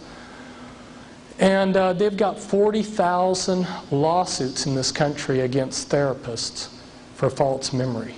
And what they did is they just infiltrated in slaves to each of these therapists that were trying to help people that had been abused by this mind control, and then initiated lawsuits that a therapist had planted false memories into them. So they may even, the way it's going, they may even take down the entire profession of psychiatry with it. Because if you know about psychoanalysis and things like this, if you take away from psychiatrists the ability to touch people's memories, you're going to sink the whole profession. But they're willing to do that to protect their mind control. I've been working with, and more as a friend than anything else, but to some degree working with the programming, with 24 victims of this mind control. I know I have met, I'd say, hundreds of, very many, too many for me to count, the victims of this type of mind control. And it's very sophisticated. I'm not going to go into yikes. I am not going to go into how it's done, but I just wanted to inform you of the ramifications of it so that you had an idea. Because when you go into a church, you can't use as a litmus test, is the minister preaching the Word of God? Unless you could follow them around 24 hours a day and you understood how hand gestures and stuff can be used for programming and stuff, you wouldn't know the other side. By having these multiple personalities, they're quite capable of creating a Dr. Jekyll, Mr. Hyde effect with people. And they like to create the best front they can for their slaves. And they also, another trick that they like to use is they use opposites. So this one guy who was this brilliant computer genius walks around in public, he's deaf and dumb. Nobody would suspect that at a certain time he clicks into his genius personality and helps them with computers, and then the rest of the time the public thinks he's this blooming idiot. So they like, and one of my favorite questions asked me was, what is the most popular occupation for men in the Illuminati? Christian clergymen. That's the best front. Some of our most famous and beloved clergymen are multiples, have multiple personality. They like to create the best front. The best front for assassinations would, of course, be where? You're wanting to cover someone who's been programmed to be an assassin? The Amish, because everybody knows they're world famous as pacifists. In fact, I was Amish for a number of years. I used to be Amish, Joe Horse and Buggy. If they wanted to use an Amishman as an assassin, and he spent a lifetime of being programmed, and then they, through their cues and their triggers, they set off a program that's been pre-programmed into the person. These people are just like human computers. And the Amishman will leave his farm and travel for some ostensible reason. Maybe he's going to visit Freundschaft, that's relatives, in another state. And then while he's traveling, maybe he goes into a restroom. And in that restroom, a series of things click in his mind as he switches through various personalities in a systematic way. And he eventually switches into the correct altar that they want. And that altar carries out his assigned assassination task. Then, as programmed, switches back into his Amishman personality and goes to his relatives and then goes back home.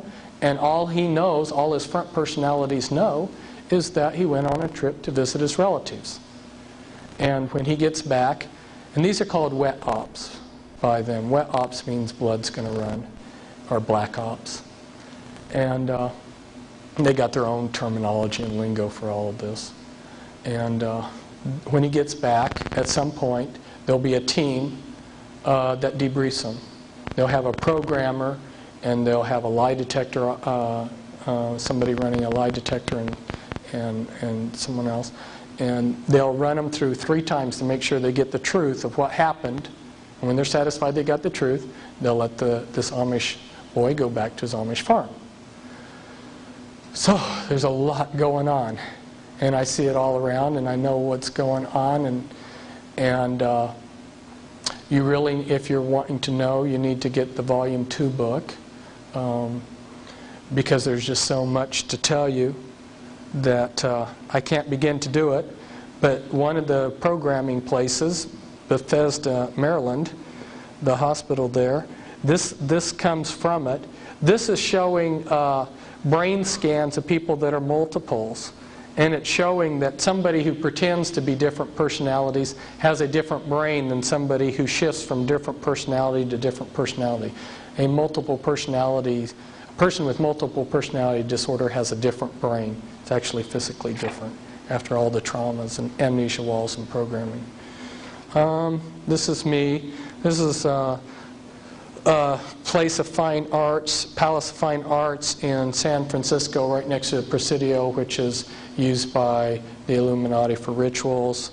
And I'm showing you one of the programming sites on the West Coast, the Presidio tree that was used for programming, Fort Point used for programming. You'll look at the 6th Army logo. It's a hexagram with the Satanic Anarchy A in it. It's if you understand some of the leadership in the 6th Army, Colonel Michael Aquino, who's the head of the Temple of Set, and about a dozen other high-ranking officers who were Satanists in the 6th Army. It's no wonder that their logo's a satanic hexagram, is it? Ever wondered why the Rockefellers' Texaco has a pentagram in a circle with the Ankh? These are some more pictures of... this was the church at the Presidio was used for Illuminati rituals. Alcatraz was used for rituals and programming. That's taken from the Presidio. That's mule barns in the Presidio, which were used for programming. Tavistock Clinic in England, another programming site. A couple of the programmers, Michael Aquino, who happens to be the son of Betty Ford, and his wife Lilith Sinclair. And if you look at where immigration is coming from, the top 6 countries, look, Soviet Union is 2nd, China 3rd, Vietnam 6th. These are all countries that are doing mind control programming. How many Spetsnaz agents have been infiltrated into this country? How many mind control people have come in? Oh boy, that's enough to blow my mind. And the surprise today, the surprise ending that I promised you, these are taken from American magazines, and you may have to do a double take. It's real easy to see it on the originals. It may not be quite so easy to see it on the transparencies. Reptilian eyes. Did I get that right? Yeah. All of these pictures out of American magazines, reptilian eyes.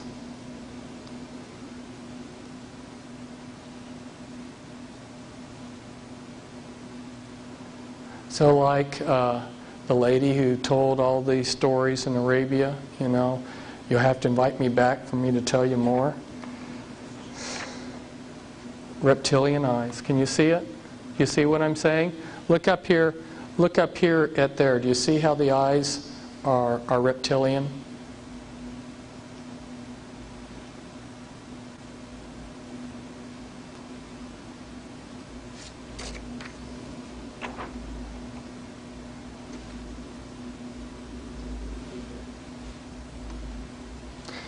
I've actually met some very respectable people who wouldn't tell me stories, like this one psychologist who's seen countless numbers of people in her life, who's actually seen people like this. Okay, thank you.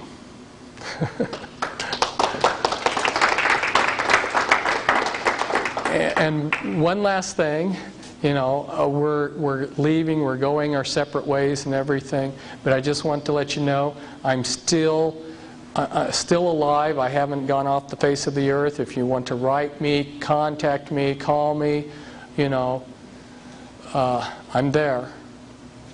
So I wish you the best. You want to take any questions, Fritz? Yeah, questions. Now that I've wore you out. Repeat the question too afterwards. Okay. How did they get to the reptilian eyes? She asked, how do they get reptilian eyes?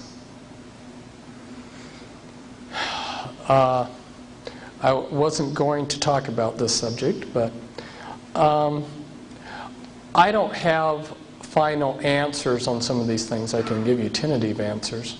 One of the big programs that the Illuminati is carrying out is the creation of Nephilim. If we look in the scriptures, it says, as in the days of Noah, it would be like that today. In Noah's time, God wasn't being vengeful in destroying the earth. The earth was being corrupted genetically by fallen angels marrying with probably both animals and people. And in order to preserve life, God brought an end to the world. And today, there's a lot of genetic experiments and the Nephilim being created that are hybrids. And this is a very important part of what the Illuminati is doing. And my guess is this relates to that. You talk about your lineages like your Rothschilds, and they have been intermarrying with what the public calls aliens, and so that these people aren't human as we would know human. They've been pretty thoroughly demonized.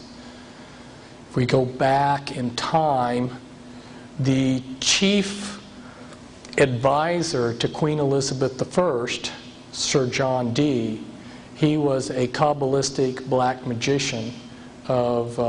He had gone to the continent and learned from the top Jewish Kabbalists black magic, and he was the chief advisor in the British Empire, and he created Enochian magic and the Enochian language, which the Illuminati, which are hiding behind the Jehovah's Witness headquarters, they use Enochian rituals. That's what the power of the Enochian magic is. The watchtowers. That's why they call it the Watchtower Society.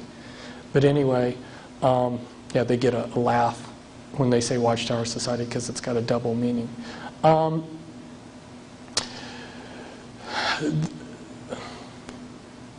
sidetracked here. Sir John Dee conjured up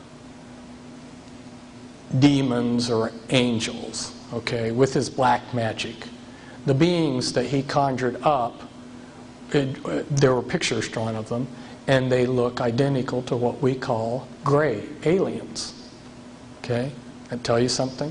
And then I visit with debriefing people that came out of high levels of the Illuminati, and these different types of aliens are participating in Illuminati rituals. I could go on. The bottom line is I have concluded that there are no good aliens. The aliens are demons, and we've got a mixture going on of demons and flesh and blood, and we've also got other genetic experiments. Yes? You mentioned organized crime with Federal Express. Is there any kind of tie like that to UPS? She says I mentioned organized crime with UPS. With Federal Express. Is there any connection with UPS? I think there was a little misunderstanding there. I was talking about the Federal Reserve is not a private company. And some people see Federal Express trucks and they think that they're government, it's a government mail service. And I was just mentioning that the Rothschilds own Federal Express. It's a private government. But they have the power. See, if an individual like me tried to start a company, Federal Express, using red, white, and blue on my trucks, the government would come in and say, no, that's ours. You're infringing on our territory. People are going to mistake this for something as the government, but the Rothschilds can do it and get away with it. As far as UPS and all of your big corporations tie in. And I didn't get into talking about the interlinking directorates and how it all ties in, but you're not going to see any big corporation that doesn't tie in with this. In fact, it would be kind of interesting sometime to have the time to explain to you how they have some formulas for taking over these. If you have a successful family business, okay, and let's go back to the Revolutionary War. There were 3 men that were instrumental, in my opinion, in the creation of this nation. Benjamin Franklin, he was a Satanist and the genius behind the American Revolution. And George Washington, who was just an everyday Mason, but he had a lot of character and was able to hold the Continental Army together over a 13-year war. A lot of suffering in that war that the American Army had to suffer, and he held them together. So he's responsible just because of the strength of character. But Benjamin Franklin had his hand in everything. I mean, the man was the mastermind behind so much. But there was a third man, and none of you, I bet, know him, Robert Morse. How many people here have heard of Robert Morse? One person, yeah. And he did probably as much as the other two. He was a financial genius. And he wheeled and dealed and managed to keep the Americans supplied. And only somebody with an incredible genius like his could have carried it off. But he wasn't part of the mystery religions. He wasn't a Freemason. So after the Revolutionary War, they took him down, and he ended up in prison. He ended up in debtor's prison. So if you look at what they did to him, what they do is they'll take family-owned businesses and they'll promise you the moon. They'll say, hey, you got this great business? We'll make it even better. We'll loan you all this money. And they'll get a person in over their head, and then wham, before you know it, they're running it. So they got some specific tactics that they use when they see anybody like Howard Hughes or Robert Morse, who's a genius, who's going to make it. They step in with their tried and true tactics. That's why I want to get out there and talk to people, because people started noticing that they just keep doing the same things over again, these tried and true tactics. Then maybe somebody might sidestep them for once. Do you fear for your life? No. Just wondered. Oh, I'm supposed to say the question over the mic. I was asked if I fear for my life. No. That's the short answer of it.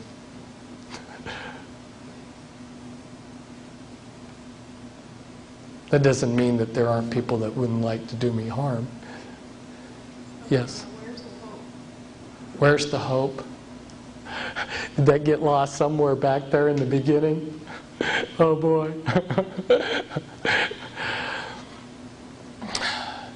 God can take all of this evil and turn it towards good. The scriptures say that all things work to good to those who love Him. And I get repeatedly traumatized. Satan traumatizes me and tries to hand me lies every day. But I know that if I keep loving the Lord, that everything's going to work out. And I believe that if you've ever watched a pair of fencers dueling, and if one of them gets a mark on his cheek, it becomes a badge, sort of like of honor. And I believe that the glory, when we're in heaven, is going to be retroactive.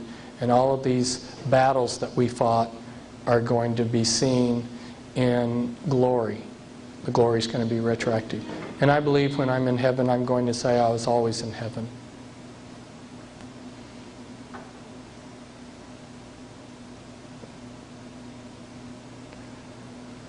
Boy, I must have talked the questions out of you. That's just a quick overview, people.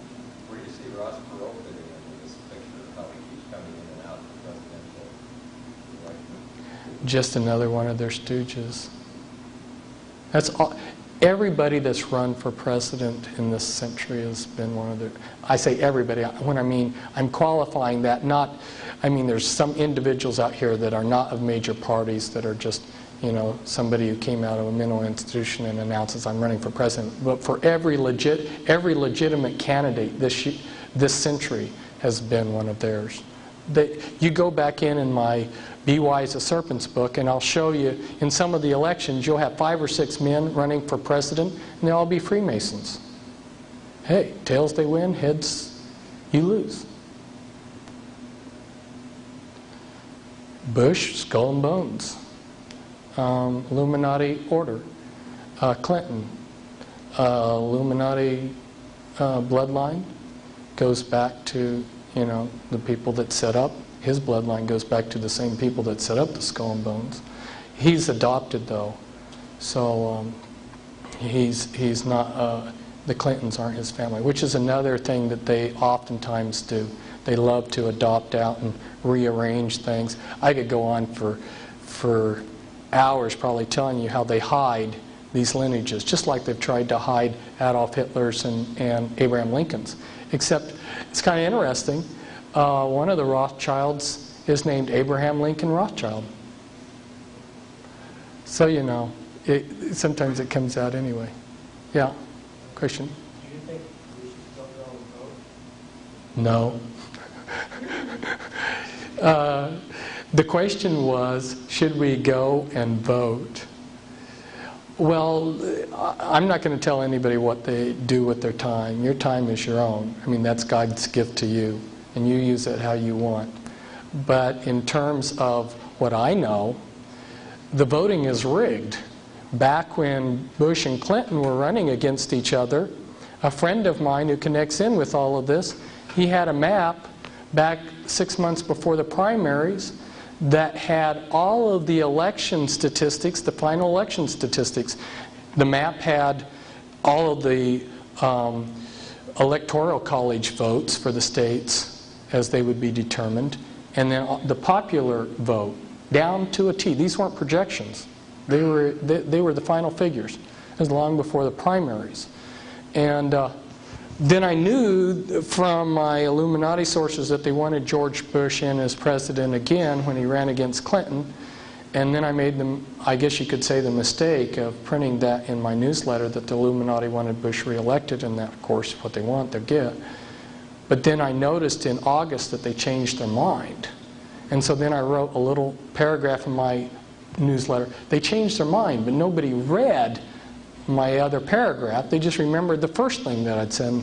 So now there's a certain set of people out there that are convinced I'm a false prophet. So I tend to like to back away from talking about the Illuminati's plans because they do change them.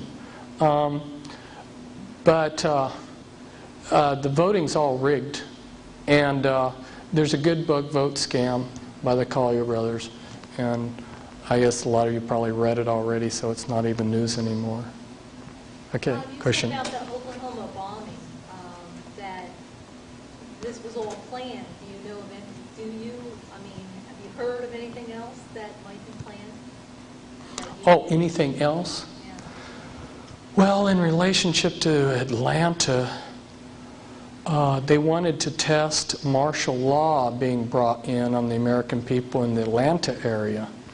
And so they were going to create several acts of terrorism so that they could bring in a localized or regionalized martial law in that area to see how the American people would respond. And so that's something that's happening recently. Now again, some of these predictions I have to be kind of careful talking about them to people because like back in 1992 I said that when the banking laws were going to change, there were going to be all these banks fold. Well, they did, but they didn't announce them on the radios. And you just saw banks changing names. And so again, people were telling me, well, Fritz, you're blah blah blah blah. Well, fine. It's people don't have the eyes to see what's going on, and I don't like to be in the position of saying what's going to happen in the future because I believe that nothing's cast in stone. There's nothing that definitely says that in the year 2000 we're going to have the Antichrist. Henry Kissinger kind of backed that up. I was watching him one day and he said, we are going to have a new world order. We either have it in this generation or the next generation, but we will have one. But see, he was showing that they're at least beginning to think that, hey, maybe it isn't going to click. And see, Satan's double-binded. Talk about the hope again, okay? This is another aspect of the hope part of it. Satan is trying to imitate God by being omniscient and omnipotent, but he isn't. So he does that through technology and like to be the all-seeing eye. He has spy satellites in the sky and people on the ground that are spying and computers. So he's trying to use this vast array, this big mechanism in this world system to control everything so he seems godlike and all-powerful. Well, people like me are throwing sand in that equipment. It doesn't take a whole lot of sand in a piece of equipment to slow it down or bring it to a halt. He is double-binded, and the double bind that Satan's in is this. At some point, God's going to say, you can have it, Satan, run the world. Now, he's got to get all of his ducks and all of this intricate equipment lined up running smoothly and perfectly, or he's not going to run, the New World Order's not going to run for him. So he's double-binded, and he's not telling his minions, his slaves out there, how things aren't coming into line. And there's some pretty powerful people out there that are doing things on our behalf. I don't know if you heard about the Renegade Computer Group with the Cray computers. You did, good. Did you hear about, let's see, what was something, did you hear about the Freemen being freed? The Freemen got what they wanted. The Freemen, that they had this long standoff. They got what they wanted, which was a court that was not part of the corrupt American judicial system, but was set up common law venue. And they got that and got free. Got exactly what they wanted. About it, oh, the newspapers aren't going to tell you anything.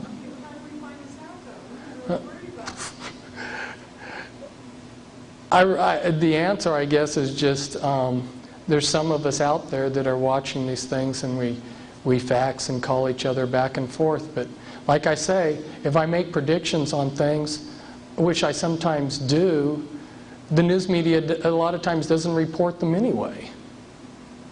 So the news media is not going to back me up on some of those.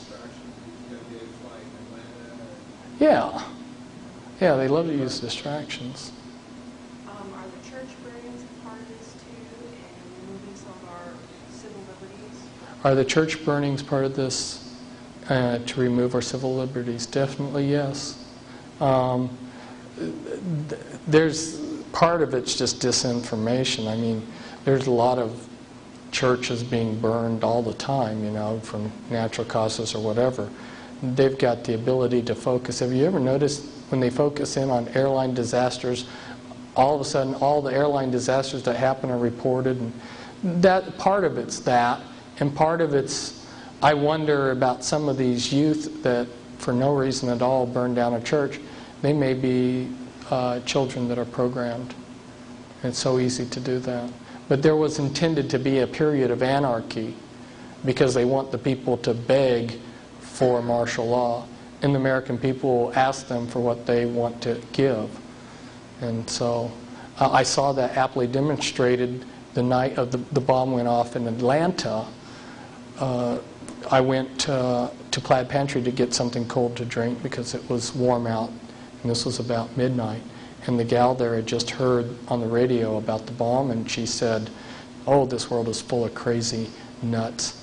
I said, "Well, you know what's happening? The government's setting off these bombs so they can bring in stricter laws." And she said, "Oh, that's what we need. We need stricter laws." And I said, "You want to live under Nazism?" And it just went right by her. No comprehension. So it had, I saw, that was my test to see how the American people were responding. And yeah, give us martial law. That subject was on the radio today on the talk show, was asking if they was wanting the martial law. And it was about 50-50. About 50, she says about 50% of the people wanted martial law. They wanted that extra protection. They wanted the extra protection. They think. Then another one come on, so we want our freedom. Yes? Pardon me? Buchanan? Yeah, you're saying he's a Knights of Malta. Yeah, you're saying he's not a regular guy, he's one of them. Yeah, the National Council, what is that, NCC? That ultra-conservative Christian group that Buchanan's, the 5 people underneath him in his campaign are from the NCC, which is a National Christian Coalition. Yeah. It's controlled opposition. If you look at who they are and what they're doing, it's controlled opposition. The Illuminati sets up their own opposition. If you go back and look in World War II, there's a book put out by an intelligence operative who uses a pseudonym. His name's Nigel West. And it's on MI5, which is British intelligence. And he's got a whole chapter in there on double agents. Every German, I should say every Nazi German, you know, because Germany was Nazi, every German agent spying on Great Britain was a double agent for the British. And what they did was, and part of it goes back to this mind control, they turned significant figures in German intelligence, and then anybody else who joined in German intelligence had to be turned. If they didn't turn, they were booted out. So over a few years, they ended up with the entire German intelligence organization being their double agents. Well, they've done the same thing against the New World Order. 95% of these people out there exposing the New World Order are double agents. I remember Pat Robertson writing his book, Illuminati. His dad was head of the Senate Committee on Banking. And you better know that these Illuminati bankers, a lot of them are Jewish and a lot of them are Freemasons. You know that touching their money is a real sore spot for them. And so they're going to have their person in that key position in the Senate. And that was the father of Pat Robertson. And Illuminati set him up in ministry. And then he comes out with this book, The New World Order, which he didn't even write, and I don't even think he read it. And If you look in that, in one chapter it says the Masons are part of this plot to bring in a New World Order, and then the next chapter it promotes George Bush's candidacy for president, and he's a 33rd degree Freemason. So, Well, who's going to be our next president?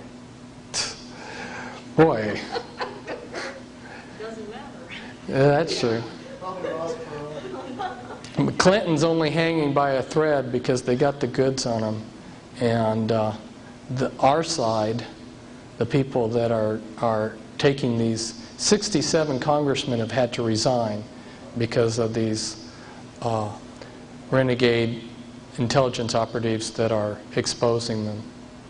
And Clinton may be down the list.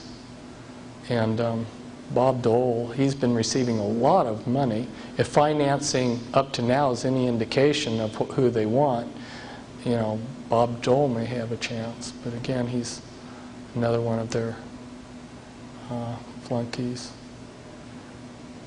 I've taken so much of your time. Thank you very much. Thanks. Should let you go now. Maybe you can have me back later. Well, I want to ask, what are some of the most obvious signs of recognizing a New Age person?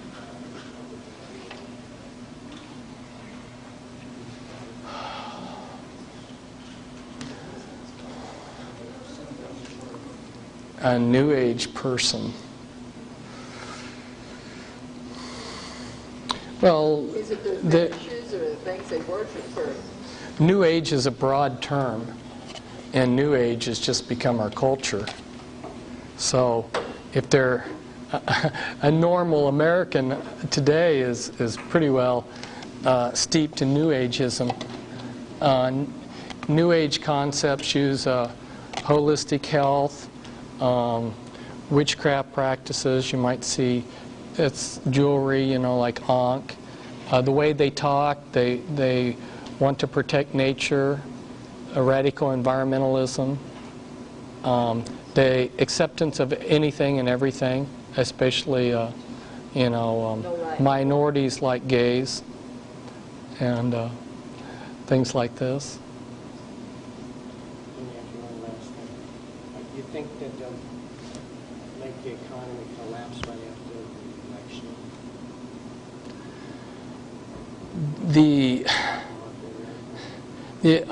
The only thing I can say is you know, there's some pretty respectable people on their side of things that are saying that it's going to collapse soon. But I've been watching the economy since Carter administration, and I've been yo-yoed back and forth so many times that this was the final crash, you know, like Black Saturday, you know, and I thought, well, back, what was that, in 1987, yeah, exactly. I thought, well, this is it, it's going, you know, but it didn't. So right now I've just gotten to the point that when they want it to go, they'll let it. I'm surprised it's lasted this long. Well, they'll have to bring in another war to bring it up. It's ready to fall. There isn't a whole lot, you know. Well, we know that there'll be anarchy on the earth, you know, before the one world order comes into place. Yeah, They'll use that so they can come in and take over. yeah. I just got a feeling it'll be really soon. Maybe after the election, maybe a year or two down the road. I just want to take it into So, got a high likelihood.